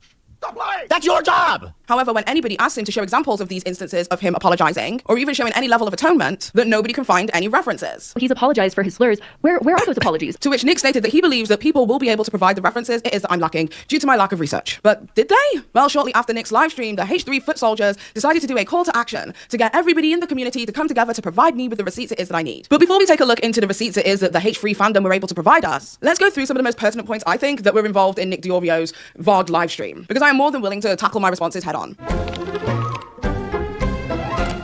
If you think that Ethan is racist for the blackface thing that he did 10 years ago, and you can't justify that with any action towards a black person, especially in the last 5 years, or any comment, or any quote that even goes with it, I mean, I don't think that you really think that he's actually racist, right? So the first thing it is that Nicholas Diorio states is that you can't qualify Ethan Klein as racist unless you can find something within the past 5 years of him being directly racist towards a black person. Well, that would be an extremely tall feat, considering Ethan Klein does not have any black people around him. The closest that Ethan Klein is... Please, don't. I'm guessing. I'm gonna let you cook. But please don't have this be, oh, he doesn't have black people around him, so how could he do that? That defeats the point. If the gimmick is, hey, he can't really be racist because he doesn't really hang around black people, and then we make it an issue that, oh, the problem is he doesn't hang around black people, so I don't hang around too many whites. The only white person I hang around is Skelly, and Skelly lives in the Netherlands, so... Can we really quantify that? Even came to having a black person on his team is one of his moderators who allegedly works for him, but it is a remote position. But Ethan Klein himself has stated that he's never been in close encounters with black people. I don't think I've ever known a black person. And a very small minority of the H3 podcast guests have even been black. I'm sorry, if you say a slur or do something that can be perceived as racist and apologize for like multiple times over the last decade, and then somebody comes up and spits on you and calls you a Jew, because that's, I guess, like, obviously paraphrasing, it doesn't actually happen to him, like the spitting on it, that's kind of like the amalgamation, what I imagine what it would feel like. Are you not allowed to be mad about that? Or in a pure hypothetical, let's say you called someone the N-word 10 years ago, have atoned for it, apologized several times, and moved on from the situation. Let's make it even worse than anything he's ever done. And then somebody comes up to you and commits a hate crime to you. Can you not complain about that, I guess? 10 years later? Whenever Nicholas Diorio presents the Ethan Klein narrative that he has a right to be upset about the anti-Semitism it is that he is facing, despite his historic past towards other demographics, it's always from the position that he has apologized a billion times. I'm about to show you a little bit later that this is actually not the case. But this is something I see the H3 community do frequently, is present this narrative that he's atoned, that he said that he's sorry, that he's apologized on numerous occasions. Therefore, how dare black people or people of color be upset at the flagrant hypocrisy? Would this be considered a form of gatekeeping issues? Yeah, because now it's a matter of, if I'm reading this right, it's a matter of, hey, do you really have a right to be upset if this happened all this time ago? Well, yeah. Case in point, see how every American, well, not every American, see how people like talking about 9/11? You got motherfuckers, I don't know his name, Mamdani, I hope I got that right. Mamdani gets elected, and these motherfuckers are like, it seems the fucking city of New York has forgotten what happened all those years ago. It's like, what? They made it seem like this motherfucker was the one who orchestrated 9/11. Of him wanting a certain level of sensitivity towards his demographic whilst not in turn giving that same level of sensitivity towards others. See, the difference with me is that I'm not sitting here saying that Ethan doesn't have a right to be upset. Like I said in my video, if you'd care to actually watch the fucking thing, that is not my demographic to speak for, and I'm not going to sit here and overspeak Ethan Klein on his experiences. But Ethan and his family are claiming to be victims of racial attacks purely based on the fact that they themselves are Jewish. Now, I'm not here to question or interrogate. Wait, racial? I don't... Now look, forgive me for not knowing the Jewish history, but what does sending a skull have to do with, like, anti-Semitism? Like, I would look at that and I would think, ugh, that's nasty. That's gross. But I'm not. Now, granted, I don't know the lore of anti-Semitism, but I struggle with that one. Interrogate that claim. That is not my demographic to speak for. I'm simply just saying that this is hypocritical. And maybe some self-reflection and thinking about how other people may feel, particularly after your own personal experiences, should make you want to become a little bit more forthcoming with your own apologies towards other communities it is that you may have hurt. It would be the equivalent of me having half of my YouTube career here calling people who are gay the F slur, not apologizing for that, but acknowledging that the thing was done, that I actually said those things. And then in the face of any direct or indirect racism it is that I might face, me sitting here on my platform and saying the racism it is that I've experienced deeply impacts me and other people like me, I personally would say that it would be fair for the people that I called the F slur to tell me that it's hypocritical that I want sensitivity when I don't give it. This to me is a completely simple concept, but for some reason, when it comes to certain minority demographics, we have to like jump through various different hoops to prove what constitutes as intolerance or prejudice. I kind of see her point. I see the point she's trying to make. Will it stand? The answer is probably not, because there's always going to be like some outlier that allows somebody to say, hey, well, you did this, but you didn't do this. You did this, but you didn't do this. You did this, but you didn't do that. What I hate is like the random purity testing around who gets to proclaim that they're the victim of the week. When history dictates, everybody's got to, well, not everybody, the checkered history around these skin colors, the ethnicities, and these races all have a little bit of fucking bad around it. And when you go through history and you recognize that, it should make it simpler for people to understand, hey, this is probably not something I should be doing because it could offend somebody. It could have a bunch of people upset. And if I'm going to be somebody in the future who has a form of action thrown upon me and I voice that and motherfuckers are like, wait a minute, why should I care about your issues if you don't care about mine? I see the point she's making. However, it's negated if this motherfucker Klein has like apologized for the shit and has gone on. The skull is used as a Nazi symbol. It represents death and meant to dehumanize them. Wasn't that around the same time they was accusing him of abusing his kids? How the fuck? You know what? I don't know. Despite how accepting I have been towards Ethan Klein and his feelings. Because again, I am not Jewish, therefore I will never be able to speak for those people. In the next section, Nicholas Diorio basically states that he's had issues with Ethan Klein in the past and his hypocrisy, and he's called him out for it. And that at the time that he called Ethan out, it was fresh and it was new. And that it would make more sense for him to say something of this nature when calling out Ethan Klein's hypocrisy, rather than other people, which I'm assuming he means me. But they didn't start purity testing and complaining about his slur usage. You know who's critiquing the slur usage? You know who's critiquing? Commentary YouTubers like me. In 2020, like 5 years ago. It was a little bit more justified. We're complaining about that and then his new takes and it being kind of hypocritical because it was still fresh and he was just doing the podcast and it was new, right? But now, he's fighting with his son Piker, okay? He's fighting with Paige Christie's friend or something. And now all of a sudden we have to relitigate those fucking slurs he apologized for a fucking decade ago. Alluding to the notion that I didn't care at the time and that I'm being hypocritical. Whereas anybody who knows my channel knows I have been on Ethan's neck about this for years. So in the time it took you back in 2020 to have your stance and change it, I've maintained the exact same position. I had a run-in with a random 1,000-follower call-out account who accused me of having problems with black people out of... Also, listen. The world seems to operate very stupidly around subject matter. So allow me to help y'all out.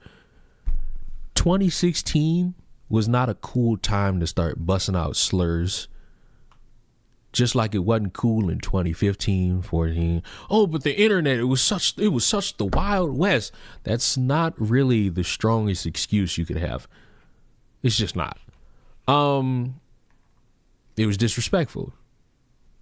And if people were offended by it, they were going to voice that offense, whether it be in 2016, 2014, 2015. Waking up and suddenly realizing it in 2020, it's not really the strongest egg you could lay. Literally nowhere with no supporting evidence. Ethan Klein shows up to post an image as if to prove me taking a picture with Keemstar means I have a problem with black people. I'll patiently await my apology. I was calling him out publicly online in 2017. I was making videos about him in 2020, 2021, and 2022, 2023, 2024. I have been consistent in making the same position that Ethan Klein has never apologized for his previous actions. My opinion has been consistent. So when you bring up, oh, is she going to listen to this in a vacuum and not bring up the Israel and Palestine discussion? So I see we'll be sidestepping all the Israel-Palestine stuff and talking about it in a vacuum. For me personally, this isn't a vacuum because I've been speaking about this one particular point long before the Palestinian genocide became widely publicized and amplified and popularized since the October Hamas attack. Nicholas, Well, she's got me there. Because I did mention that motherfuckers ain't really seeming to care. I ain't mentioned that. I said, didn't this start because of, like, Palestine? Well, if she has been on the motherfucker's neck since before anybody gave a fuck about Palestine, well, kind of got to give her that. Why does white Candace always look like Sydney from... Oh, my God. I don't know. Doria then goes on to have a conversation about what casual racism is and how it's so detrimental and how we should show compassion and understanding for other people's feelings who may not be a part of the demographic it is that you're a part of. I think that most people think more negatively of things that directly affect them and less about things that affect other people. I think that's human nature. I think it's correct. That's history. That right there, my boys, is a little bit of thing we call history, because it's true. Motherfuckers barely give a fuck about shit that's outside of their domain, but once it's in there, once it's something that affects them, oh, guns are blazing. How dare you disrespect me? I can't stand this shit, motherfucker, at all. It's not good. I think it's something that you should work on if you're doing it. There's a reason why things are called casual racism. It's because the person doing it probably doesn't even realize he's being racist. I think that most people are probably more worried about them, their friend, their family, their people, if they're really in tune to it that way. I don't think of it like that, but I understand why others might, right?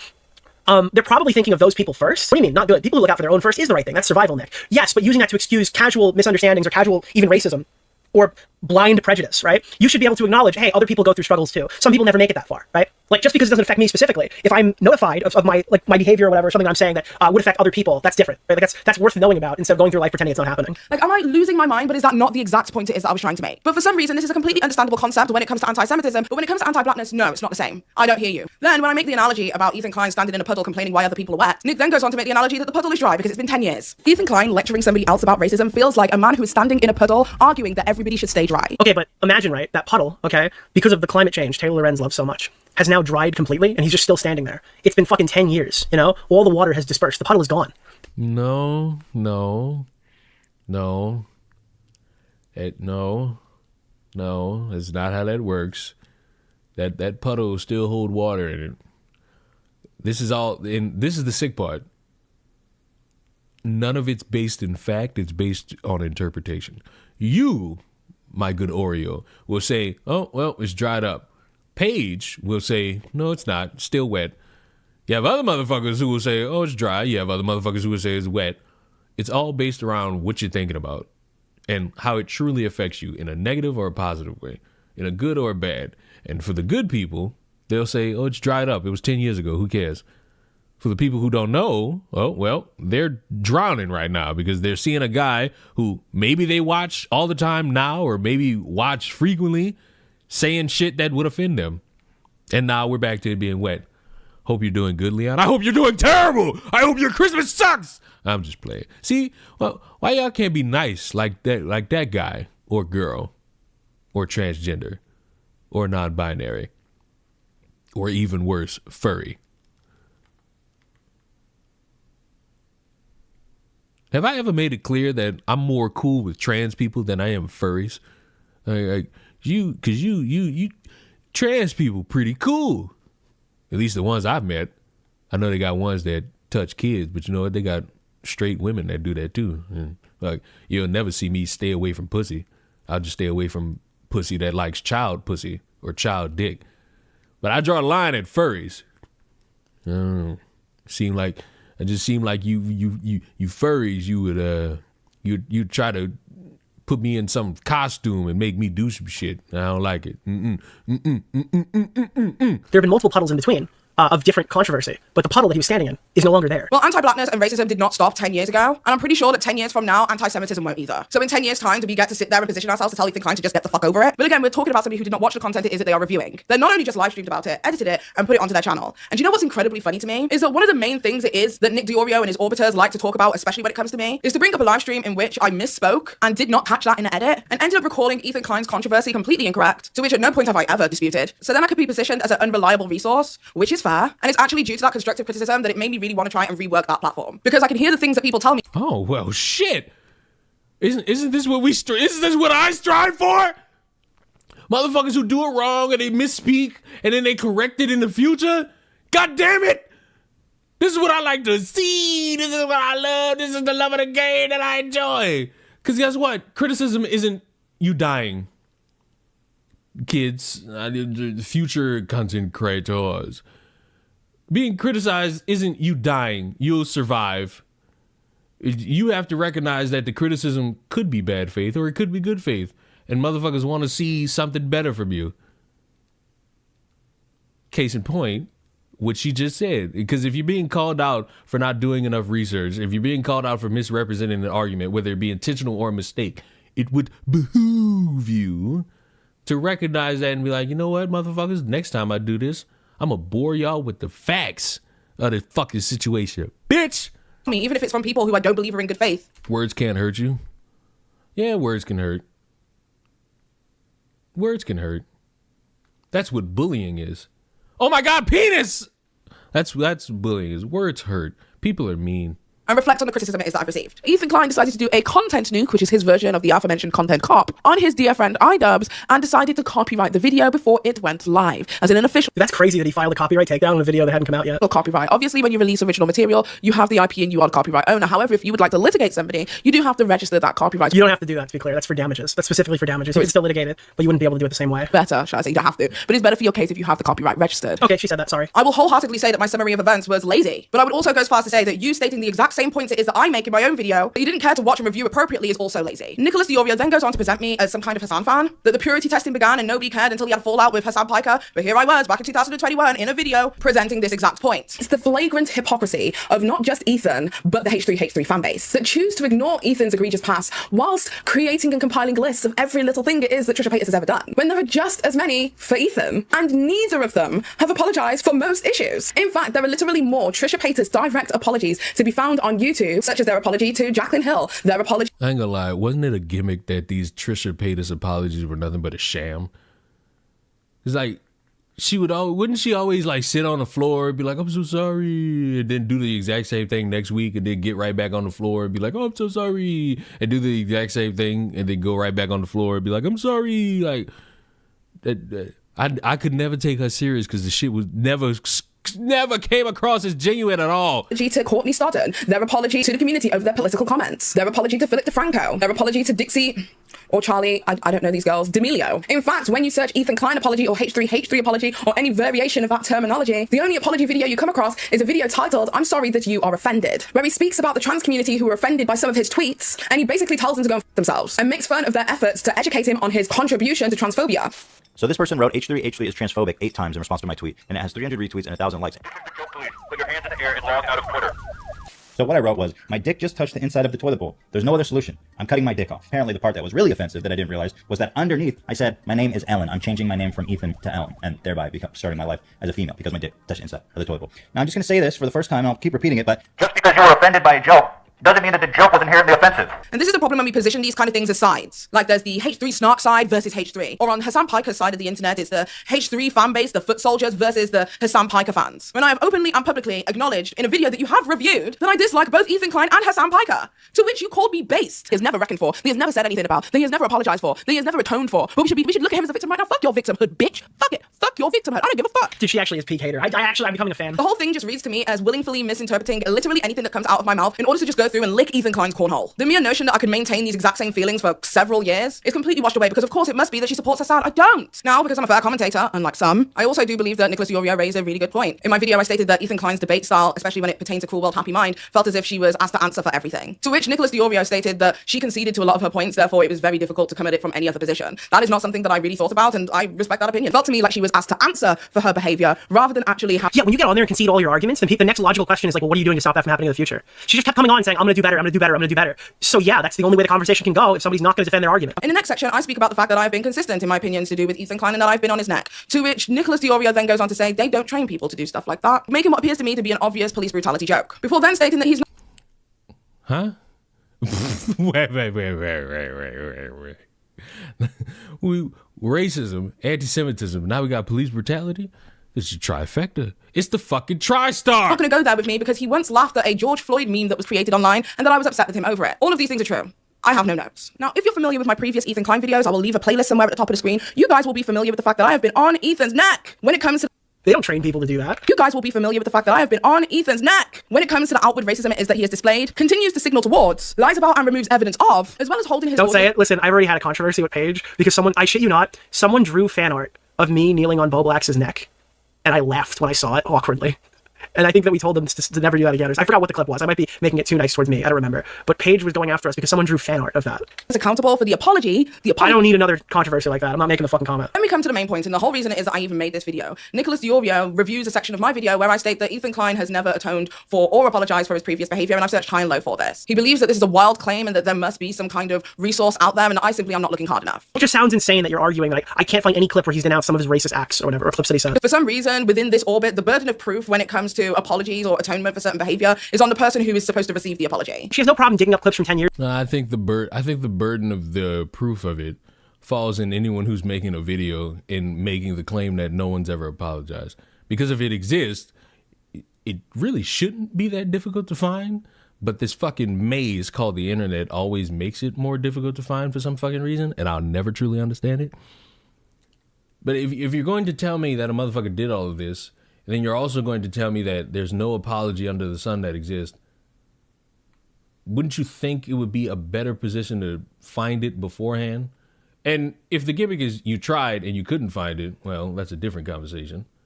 But if it exists, then the conversation turns to, oh, you didn't look hard at all. Years ago, because they're already reposted on Snark subreddits and all over Twitter and all over social media. But when it involves having to get a clip that's not being widely surfaced by all the groups that actually just so happen to hate Ethan Klein, then all of a sudden, it's too much work. I'm sorry. Oh no, I can't do this. I'm a YouTuber. What do you expect me to do? Research? No! Like, for all intents and purposes, I believe that black people who are seeking this information shouldn't be told to go and find it yourself. And as somebody who has been consistently asked. As a black, I feel as though if I were to pine for information relevant to what it is I'm talking about, I would need to find that information. Like I would need that. Because if I'm gonna sit here and be like, oh my God, this motherfucker said this, this motherfucker said this, this motherfucker said this, I would need that extra element that backs up my claim that this motherfucker doesn't care. He's only mad that it's happened to him. And my point to prove it is he did all this extra shit and never spoke up in defense of anything, never atoned or apologized or any of this extra shit, when now that it's his feet to the fucking fire. Asking this question for several years, as I have displayed, for me still to never get that answer is kind of fucking insane. But Nicholas Diorio believes that somebody out there will give me those receipts. And boy, did the H3 fan universe try. And fail. Considering Ethan Klein fans allegedly have created this snark-brained website to go through and dispel any actions of perceived racism that could possibly be attributed to Ethan Klein or Healer, if they are willing to make an entire website surrounding that, why on earth can the same people who support you not find these instances for the rest of the internet to use? And honestly, again, I believe it's because it didn't happen. And if it didn't happen, then just deep that. Like, live with it. It is what it is. But then don't pretend that you did. I just think she's extremely confident in saying what's the name of Ethan Klein has not apologized in 10 years. Oreo. Mr. Oreo. It's actually fucking insane. Most influence. That's actually, like, that is a crazy claim to make. But I think she's dumb enough to try to make it. I'm sure they'll be able to produce some kind of clip. So 7 days ago on the H3 subreddit, a fan of the H3 podcast asked everyone to provide the receipts so that Paige could shut her bitch ass up, or something to that effect. The post reads as follows. Foot soldiers, assemble. Petty Paige can't seem to find any clip of Ethan apologizing/atoning for his past mistakes and behavior. Drop those timestamp links. And the immediate response was, no point, she knows, she's just being disingenuous. Why even bother to correct those people when the goal... See, we got a problem here. if now we have the, oh, why bother? She's just going to be disingenuous. I mean, if you provide the point, that shuts her up. Like if I, for example, I still don't have this alternative fucking Ring doorbell camera footage that everybody swears exists. Like, you produce that to me, I shut the fuck up. But the reason I still haven't shut the fuck up is because how in the blue fuck in the year 2025 multiple people saw a video yet nobody fucking logged it is interesting, at least to me. Goalposts will immediately shift, no matter what information they're provided with, or what Ethan does to disprove them. Then they go into a bunch of different stuff to do with the Palestinian genocide, and again, I'm not going into that topic because I literally am laser focused on the same thing it is that I've been laser focused on for years. Let's just ignore her and Cruel World Happy Minds. They are honestly so dumb, just trying to pile on. Looking for views, no point in giving her attention. Ask Rich what he thinks of her. Giggle face. Oh, she's nasty. I'd love a tea episode about their drama. Oh, sweetheart, if you want an episode about that drama, it's very fucking simple. Rich Lux made a video several years back when Nikocado Avocado was taking his break to lose weight, where he alluded to Nikocado Avocado being dead with a photograph of his cock, completely unrelated to Nikocado Avocado. What? Just anything under the sun at any given moment. Just say it, bro. What? Rich Lux was publicly called out for that being extremely distasteful, and I agreed with that sentiment. Rich Lux then got upset with me because I did not show him the loyalty he believed that he deserved, and that I should have spoken to him first before making my public stance known. Due to that, he blocked me on I don't have to listen. I don't have to fucking stand with any of you motherfuckers when you say or do dumb shit. You say and do that dumb shit, that's your ass! all social medias, and we did not speak again up until very recently. It's not much of a story, but you are free to ask Rich Lux about it if you should so please. Show me timestamps of Trisha apologizing or labeling herself as a pedophile and messaging minors that she wanted to fuck them, or pretending that she is trans, or beating Jason and Moses, or show me the Hassan apologizing for telling his fans to commit suicide. She doesn't actually give a fuck about receipts. None of these people have anything to do with what the current discussion is. But in terms of Trisha Paytas, I have actually detailed and listed all of the numerous different things it is that she has done wrong in the past, and stated that she too needs to atone for them. I will play that for you now. This list was literally sourced from the Trishy Land Reddit, which is a subreddit that is literally dedicated to disliking Trisha, and the length of this list should give you a good grasp as to how long Trisha has been doing messed up shit. So let's read through it. Role-playing the essay and murder of a child, role-playing the mental illness of a vulnerable celebrity on the verge of their death, role-playing and mocking the survivor of childhood SA, cosplaying a slave and saying that they did it because it was cute, releasing a song called Jungle Fever that compares black men to monkeys, identifying as black, identifying as Jewish whilst also preaching Christ, identifying as trans, identifying as a mental illness that they do not have for attention, examples, DID and schizophrenia. What a long list of shit. Isn't it awesome to be a YouTuber and just like do all this extra shit? Find immigrants and communities of color in support of Trump's election in 2016, blackfishing and dressing up as different races, like the experiences of people of color are reducible to costumes on TikTok, saying the N-word, saying being gay is a choice of comparing gay marriage to the marriage of animals, accusing a dead man of having been arrested for CP when he was not, shooting an OF with their biological mother and biological sister, cosplaying the Powerpuff Girls for adult content, and the Powerpuff Girls are not only children's characters but are fictional sisters, shooting OF content with two alleged abusers and making them money, sexually and physically abusing Jason and Moses, physically restraining them both from leaving, discrediting and victim blaming Moses' survivors, and bullying children on the internet such as Charlie D'Amelio and Gabby Hanna's underage sister. The Trishy Land subreddit. Out of anybody who should never have been forgiven online, you motherfuckers forgave the one character who verifiably is the fucking worst, and you lived and died by it.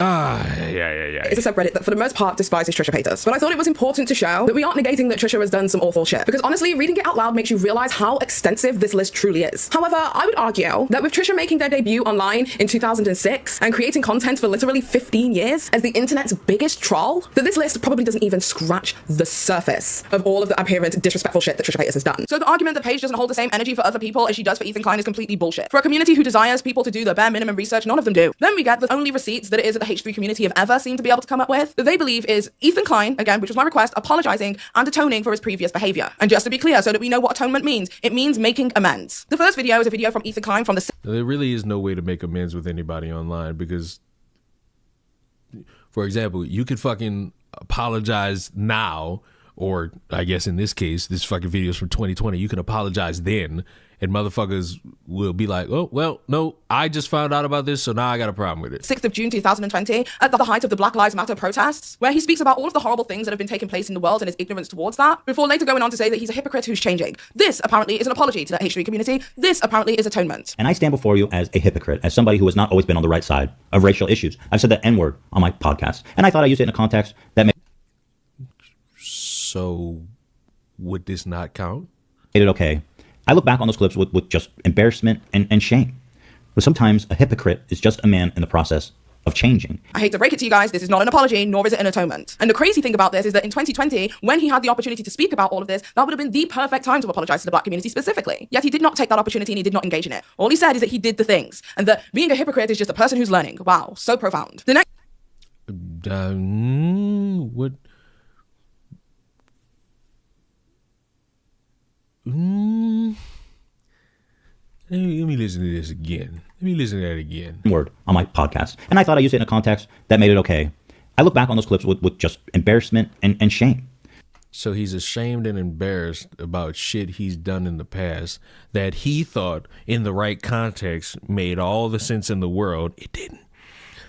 And he's embarrassed by that. He's embarrassed by that. And what else? But sometimes a hypocrite is just a man in the process of changing. I hate to break it to you. Okay, so he was in the process of changing, and to my understanding, it's been 5 years, and he hasn't said the N-word? Which to me is like, okay, cool, whatever. I'm speaking for me. Like, I've been told y'all, I don't really care when these people do this shit. Say it and touch me, then we got a problem. Then we got a real issue. But I get it in the grand scheme.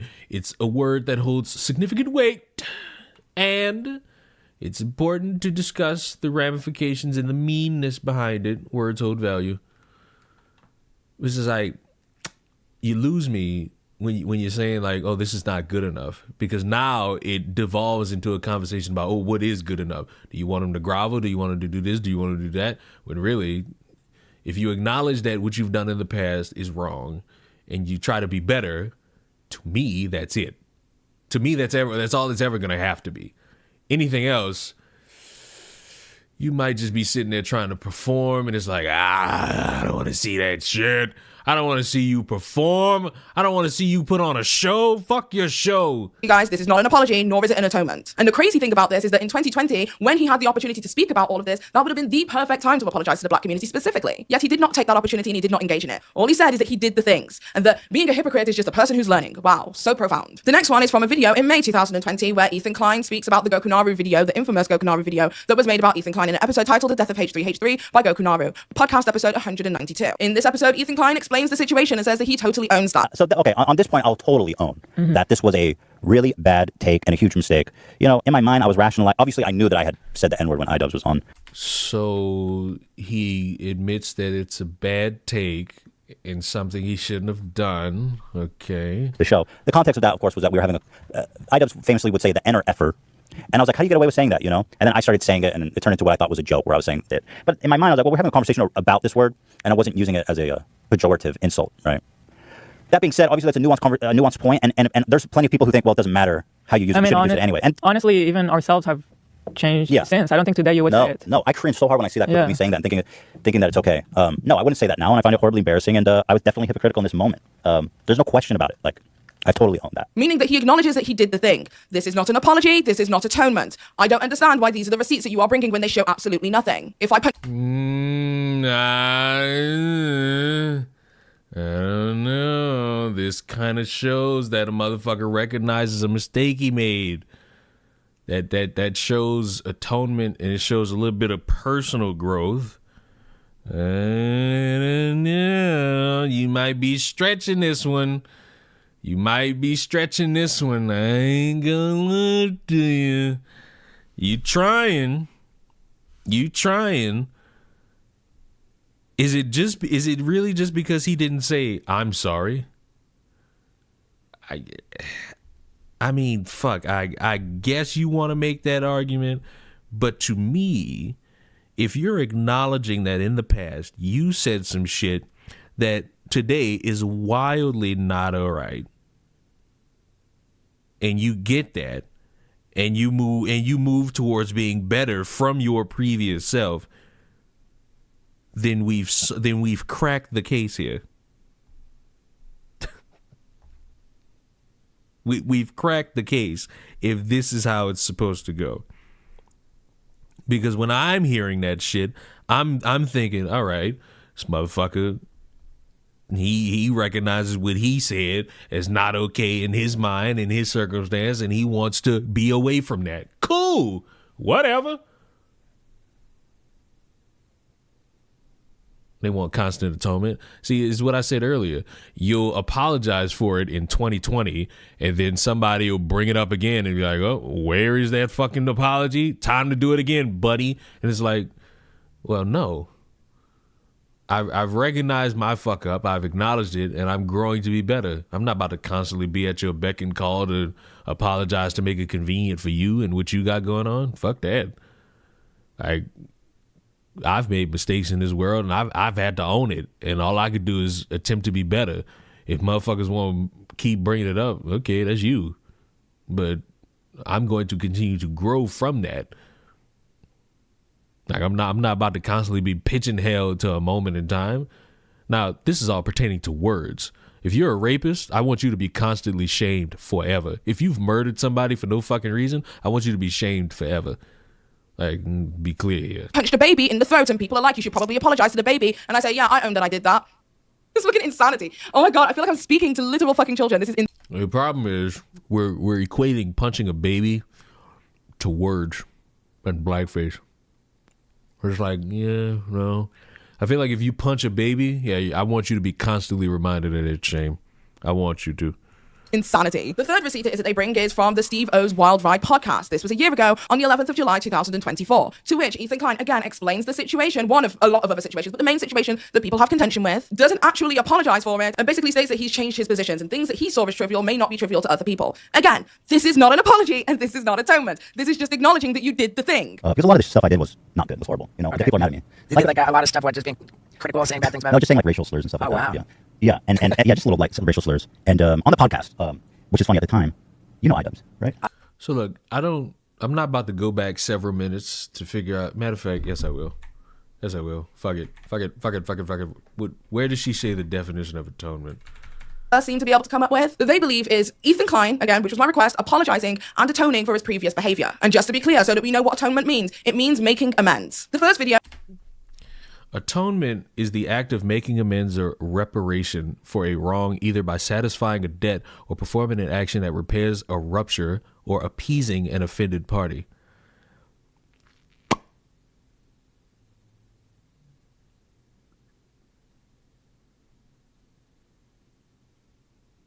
So now it comes down to what would be satisfactory enough to appease you.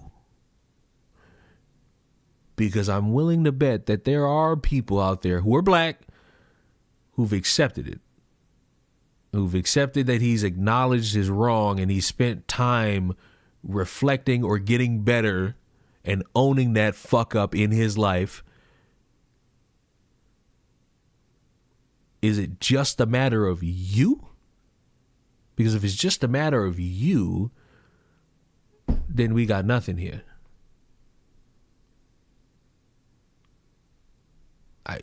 It might just be a you here. Because for me, somebody who's not really glued into this motherfucker like that, I'm hearing this shit and I'm like, oh, well, if he's gotten better, he's gotten better. If he recognizes his fuck up and he hasn't fallen into that trap of hurling slurs ever again, fuck it. He's dedicated time to proving himself to a bunch of people. Go ahead. Also, y'all realize that it's not really about the word, it's the action behind it. A motherfucker could say, I'm sorry, and not show an ounce of fucking satisfaction. Because what if he just says it to you? I'm sorry. Now what? Is it not good enough that he said that? He didn't do a little dance? I feel like now this is my problem with this video. It seems like you want more than what you're getting. And unfortunately, that's not how the world works. You might get that, or you also might get something else. And you've gotten the something else, and you're not happy about it. But back to this. Racial slurs and stuff like that. Yeah, and yeah, just little like some racial slurs. And on the podcast, which is funny at the time, you know iDubbbz, right? iDubbbz. I don't know that. Oh, really? No. Well, anyway, he was back in the day. There was like edgy YouTube when our channel was popular. This guy. Yeah. Okay. And he had this phrase, which was the N-word and the F-word, like slurs for gay people, black people combined. And I had him on the show, and I was like, how can you say this? This is crazy. And I said the words instead of being like N-word, F-word. Yeah, okay. And so that clip, I was like, I love saying N-word, F-word. And that's one of the clips that's haunted me forever because people go, you know, but. So it's a clip that's haunted you forever because you were trying to be funny and in the realm of talking about it, and it's being used against you still to this day, and it haunts you still to this day, and your response to that is... I obviously fucked myself by doing that, and I shouldn't have done that. And I think a lot of people too, like, if there's some black folks or gay folks in the audience, they might look at that and be like, you know, he's too comfortable doing that. Makes me uncomfortable, right? And so they're not wrong. Actually, they're not wrong. Oh, so he acknowledges that the black people who might recognize that as being uncomfortable, he recognizes that they're valid in how they view that. Okay. I mean, that sounds like an identical situation to what Joe Rogan found himself in with that. There was like a whole montage of him. Oh, I remember that. And it was all super old, right? Yeah, of course. Of course. And so, you know, but for me, I like to engage with them and be like, that was fucked up. You know, right. There's really no excuse. And I think I understand better how like things that I see as completely trivial and silly can actually affect other people.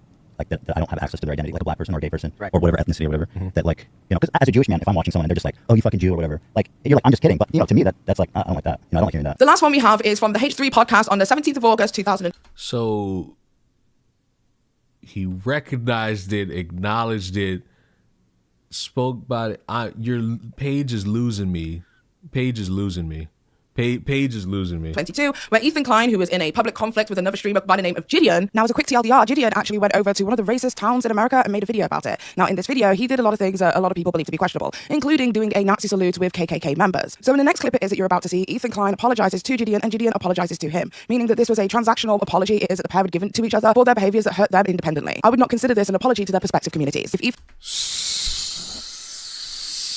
See, we now have ourselves the crux of the problem. So you're looking at two people who have said and done shit that have offended groups of people, and you're hearing them apologizing, and you're calling that transactional, and it's not really beneficial for the rest of the world. Okay. Ethan Klein's direct apology to Gideon is what I was supposed to be waiting for. Well, thank you so much, Ethan Klein, for giving me less than 2 seconds of your time. Just so you know, like when I said the N-word, that was wrong, right? Like I apologize for that, and I've learned a lot, and that's something that I would never do now. And so you've gotten it. You've now given the people that don't like you the ammunition to say, hey, you don't care, you'll still be disingenuous. Because the way I viewed it when seeing that is, oh, these motherfuckers are not going to show anything. And they've now shown, 4 examples of them being like, hey, he's atoned. He's even said the words sorry. So now we have ourselves a crux of an issue. I hope you know that about the Nazi salute as well. Yeah, and you know what? Even in the context of you're Jewish, so I apologize if that offended you. It is absolutely batshit crazy to me that anybody within the H3 fandom, or even anybody who's just like an onlooker from various other communities, can take a look at this and say, yeah, these are apologies. These are... Well, as the individual who is the onlooker, I've seen 4 examples of a guy recognizing something that he views as wrong, getting better, not doing it ever, and also busting out a "I'm sorry" in the middle of it. Yeah, that's pretty square for me. That's pretty square. That's square in my book. Like I would look at that and be like, all right, we all fucked up. No, not we all, but he fucked up by saying the shit, and he recognized it, and he's gotten better at it. Not better at saying the N-word, but like recognizing that the words he says will offend somebody. I've been watching Ethan constantly over the past 3 to 4 years. I told y'all Moore was just watching this shit silently. Why the fuck is UPS bending me backwards? It's only, how is it that USPS can deliver 3 different fucking Christmas deliveries, yet UPS is in charge of something that's not heavy, that I would argue does not need to be signed for, and it ain't there. It ain't there every fucking time. Every fucking time. And don't try to rewatch this shit to try to figure out what it is. I didn't tell these motherfuckers. I only told them what you already got. Now let me keep reading this shit. 3 to 4 years, and this same clip has always been brought up to discredit him, and I can't even count the amount of times he's addressed it. It's weird. Like, whatever. I don't care. I don't fucking understand how USPS can deliver 3 different fucking items, but UPS can't. It's all right. Fuck me, I guess. Fuck. This is why I don't get in the Christmas spirit ever. This is why I don't give. This is why. Never mind. This is a sexual joke. Never mind. Never mind. These are the times where he apologized and atoned for his behavior. And don't get me wrong, he should be commended for the fact that he's not shying away from the fact that he has a racist past. But then what the fuck is the purpose? Man, I quit. So on the outside looking in, this shit not good enough, but at the same time, he should be commended for this shit. What do you want? What the fuck do you want? You want him picking cotton out the field, and each cotton he pick. I'm sorry.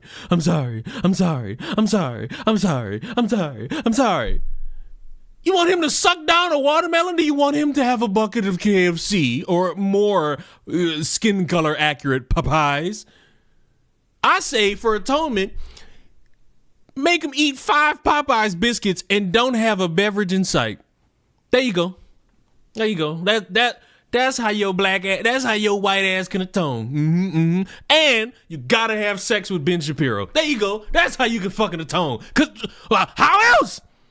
How the fuck else are you supposed to do it?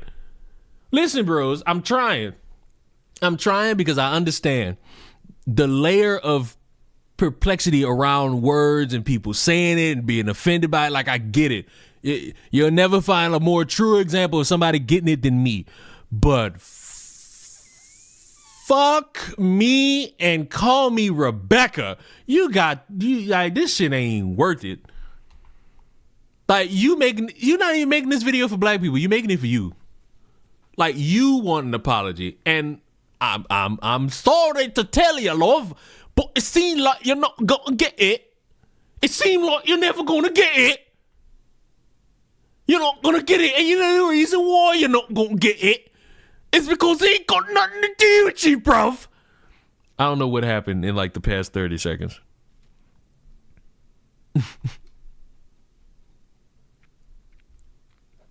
Moral, did you watch Stranger Things? I need somebody to talk to about this shit. You strike me as somebody who would watch it, but you also strike me as somebody who would like wait 3 months to watch it. I don't know why. Like, you give me that vibe. You giving me that vibe.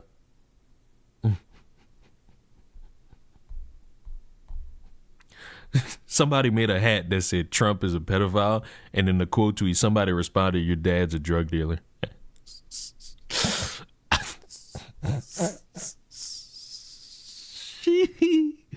Nah, I haven't watched it yet. Fuck. I couldn't do...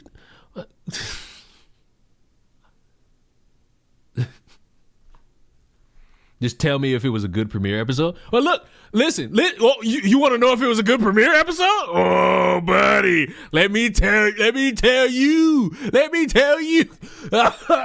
Oh God, the smoke. Oh God, you want to know if it was a good episode? Well, look, I'll tell you and Moral. Completely spoiler free. You know what I'm talking about? According to dumbasses, a child is raped in the first 5 minutes.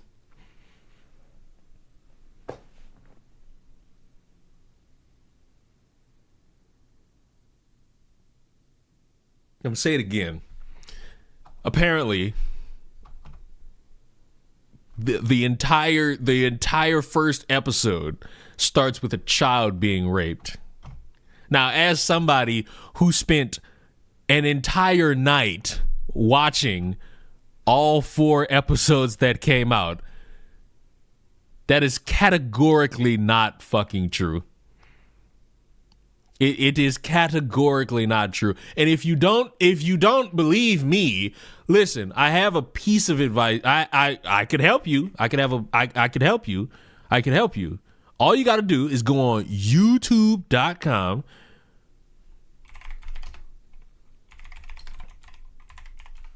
Type in the first 5 minutes of the Stranger Things season 5. And you know what you're going to get? Why did this change? And you know what you're going to get? You're going to get from Netflix the first 4 minutes and 55 seconds, where you apparently could see rape. Now I can't show this because I can deal with music copyright. I would not be dealing with video copyright whatsoever. But you know, if you want to dedicate 4 minutes and 55 seconds to find out if a child is raped, you can. Mind you, this is coming from like the same echelon of people who lied about a Charlie Kirk memorial because they wanted to take advantage of looking cool at a Penn State game.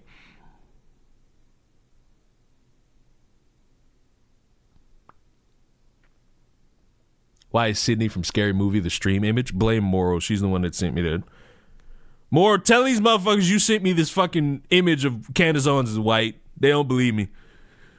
They don't believe me. And if I'm many things, and a liar is one of them, but in this instance, I am not a liar. Not me. What's the difference between video copyright and audio copyright? I think the video one, they could take that shit down. Or they could block it. I ain't gonna say take it down. They could block it. And I don't need that. I don't feel like dealing with it. Why does white Candace look like Trisha Paytas? I don't know if that's disrespect towards Candace or Trisha. I feel like it should be Trisha. By the way, none of you have watched me long enough to remember when I reviewed her OnlyFans and I had the thumbnail of her asshole. I struggled for a long time figuring out why that video was demonetized. It's because I have her fucking gaping asshole as the thumbnail.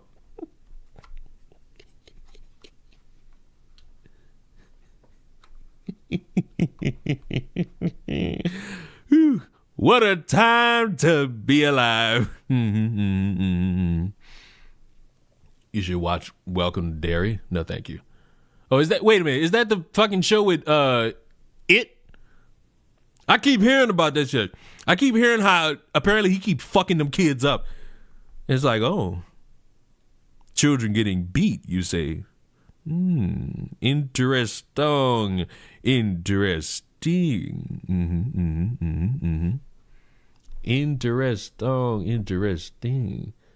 Thanks, not hungry now. It wasn't like the bitch asshole was like shitting. It was a picture of her ass and she was in a thong and I zoomed in and the thong it really wasn't covering a lot. Like, it would be honest. It wasn't covering a lot. Like I could still see the circle and inside. Like you know, it wasn't covering too much. Yeah. You don't need to explain. What do you mean? I'm sorry. You motherfuckers know about her with tissue paper on her pussy, but you don't want to know about her ass? Oh, the ties that bind. All right. Let's finish this. But acknowledging that you did something is not an apology. And I don't know how else to make that. I don't know how to make it any more clear. So with that being said, what is my conclusion to this stupid shit? So as we discussed in the last chapter, H3 foot soldiers, when presented with the opportunity to provide clips, they themselves couldn't find it either. They've given you what you wanted, but because he's not groveling at the foot of you, it's not good enough. I'm sorry, but for example, because you're the only one in here that knows me on a personal level, if Moral were to wrong me, I don't want to hear no fucking I'm sorry. Atone, bitch! Atone for what you did to me. How do you atone? Well, it's very simple. You find me a 7 foot, never mind. But bros, words don't mean shit. I'm more concerned about the action. If he just said, I'm sorry, and then continued hurling slurs, this fucking apology wouldn't mean shit. But the fact that he said, oh, I've done this, I've done that, and it's clear as day that he's a different motherfucker now, to the point where he got a bunch of fucking weird-looking funny motherfuckers like, oh my God, I love 2016 so much. He got them motherfuckers in a tizzy. Well, fuck, he's done good. Nah, continue, please. We all want to know. Have you not been here for me to discuss this? Find me a 7-foot tall woman who doesn't have a height discrimination. Like, hello? And who could, settle for a funny, medium, ugly motherfucker? I ain't the most attractive, but I'm funny. That's how we could get shit going. I ain't attractive, but I'm funny. And that's the hallmark. You could either be one or the other or both, and I just so happen to be one.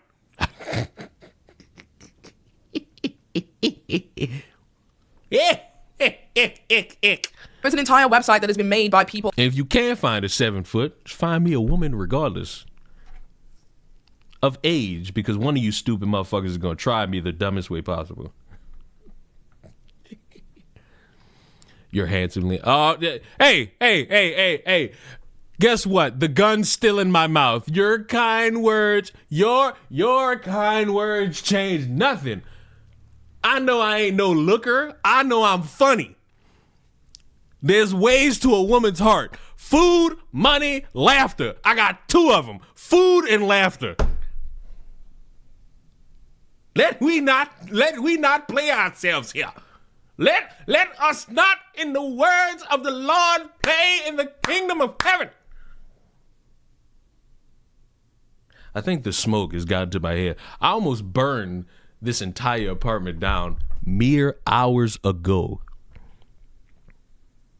Now, I didn't tell you that part, Moral. This was mere hours ago. Where, like, I almost burned my entire place of living down. How did I do it? By cooking bacon.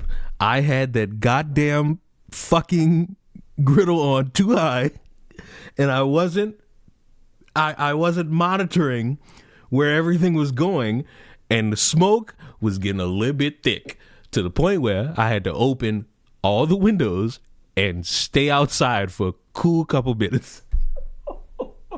Well, that was not good. We just put up the. I thought you did that a week ago, Skelly. What the fuck? People who are a part of the H3 podcast fandom called Snark. Skelly, you another motherfucker. You've wronged me before. You still haven't atoned. Atone by shoving a turkey up that puss, and I want to see it. Also, I'm not gonna play it, but Skelly, me and Skelly last night had a great conversation. Now look, Nicaraguans are a wonderful group of people.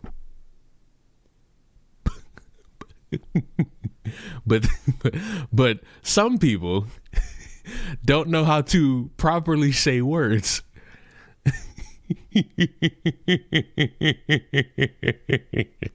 And you see how do you hear how I'm saying Nicaraguan? Skelly said it a different way. A way that I cannot repeat. Artbrain.com, and even they don't have the receipts. But I imagine from this point, the goalpost is going to move. It's no longer going to be about whether he apologized or not. The burden is now going to be put on everybody else to just get over it. Or there could be No, I'm not worried about you. I'm not worried about you getting over it. I'm worried about you wanting words more than you want action. And I get it. You don't know this man personally, so we're veering on the realm of parasocial here. But I'm speaking for myself here. I would rather the action more than your ain't shit ass words. Cause anybody could just be like, I'm sorry. I could right now. I could shoot your dog in the fucking face and just look at you and be like, I'm sorry. And then when you buy a new one, I shoot that one. Nothing changed, but I said I'm sorry. I'm sorry. Nothing changed. I'm worried about the words here. The word, like you, not me. You worried about words. I'm more worried about action. Maybe it's because I'm traumatized, but I don't want to hear I'm sorry anymore. I don't want to hear that bullshit. Show me change, motherfuckers. Like, I feel like I'm nuts. I feel like I'm nuts here. Like, have we not lived in a world where motherfuckers say they sorry but still do the shit that has motherfuckers wronged and offended? Like, why? Why are we in this predicament? Why? Potential for the reasoning to be, well, it wasn't direct racism, because your racism has to be overt. Covert racism apparently doesn't exist. Unless you're calling a black person the N-word hard R to their face, that's not racism. And this is the whose idea and concept is that? That's slow. Hey, my concept. Hypocrisy of which I speak. It seems as if, when it comes to other minority demographics who may be affected by Ethan Klein, the trans community, the gay community, the black community, religious groups, other ethnic minorities, we have to jump through hoops to be able to prove the validity of the racism, homophobia, transphobia, etc., etc. No, you don't. You've proved it. He's proved it. He's acknowledged it. You don't have to do shit. What you want is above and beyond performative action. And it's just like, why? If in 2016 this motherfucker was doing blackface, saying nigga, and it was all offensive, which it was, and he's recognized that throughout the years, and in 2025 he's not doing it, and he's completely warped his entire being to the point where he's got these funny looking edgelords mad at him. Well, why did you cheat? You used to be so cool. Gay. What are you looking for here? Like, what does this have to do? This is a video from 19 hours ago. What does this have to do with now? Is it because he's mad that currently, not in 2016, currently, motherfuckers are doing anti-Semitic shit towards him? And wait a minute, the point earlier is negated about how, oh, it's only offensive now because it's you. This motherfucker admitted that he can see the viewpoint of black people being offended by him doing blackface and saying nigga. What? What is the point here? It is that we have experienced. And like I said in my previous video, I don't care if Ethan Klein apologizes. Quite frankly, what?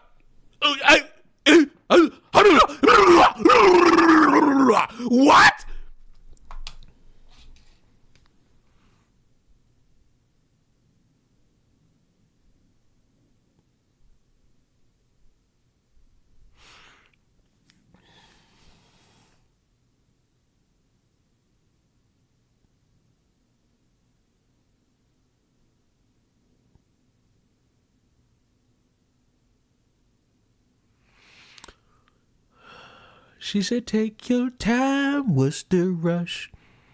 Ooh. She said, baby, I'm a dog, I'm a mutt. Ooh. Ooh.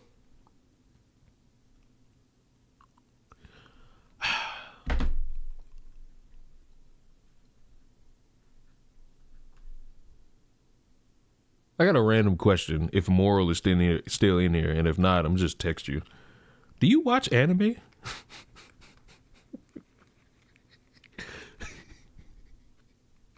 This is a completely out the wazoo ass fucking question to ask at a random point on a fucking Friday afternoon.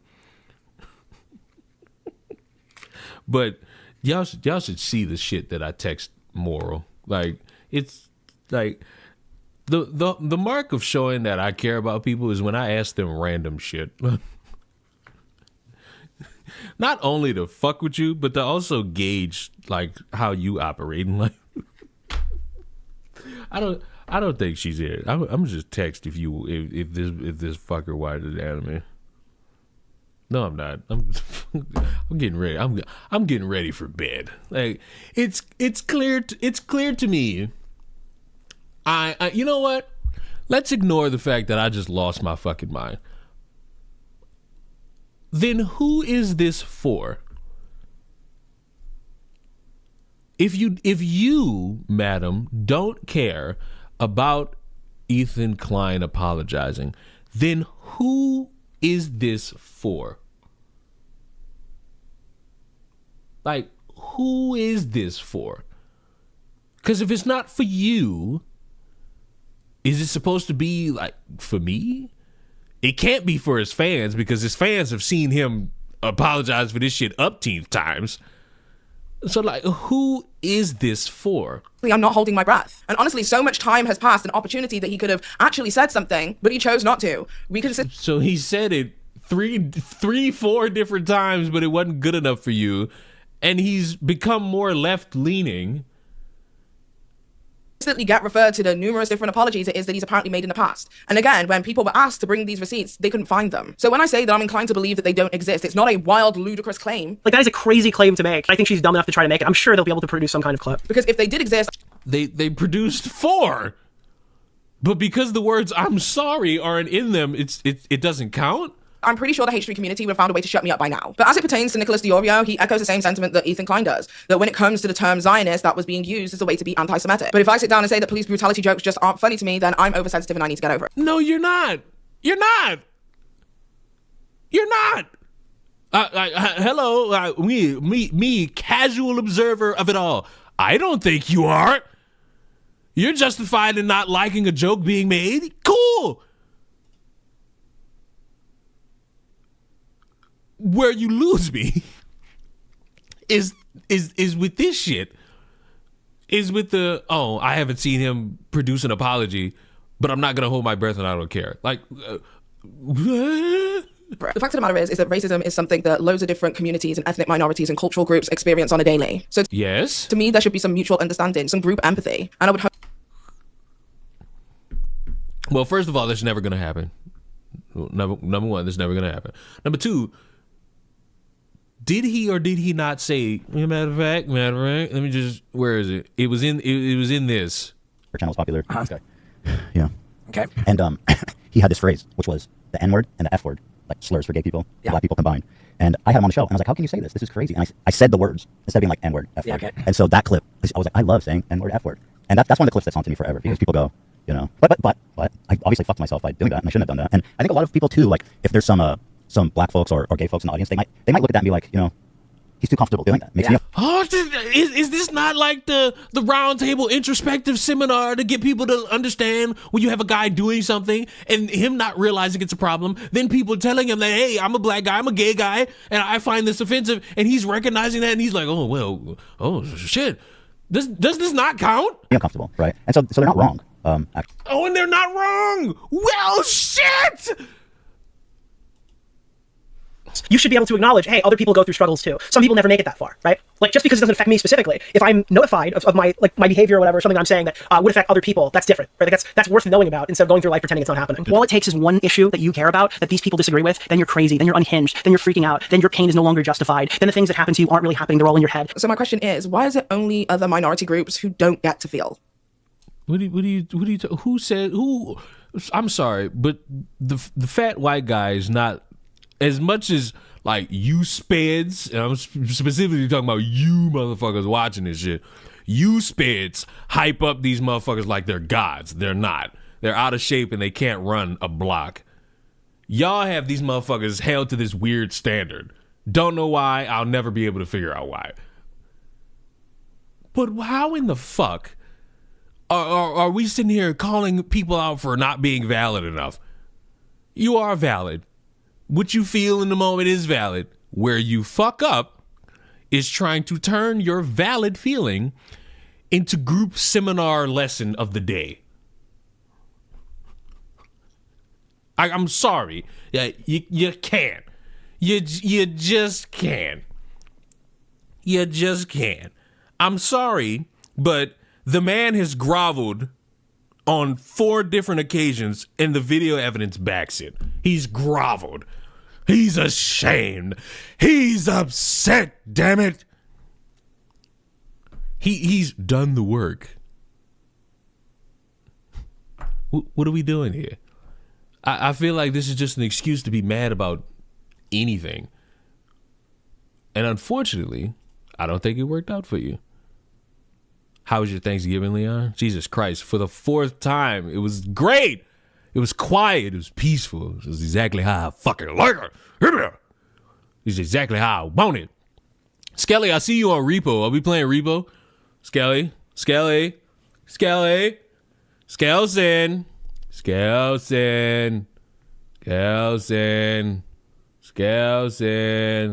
Are we playing? Sweet. Well,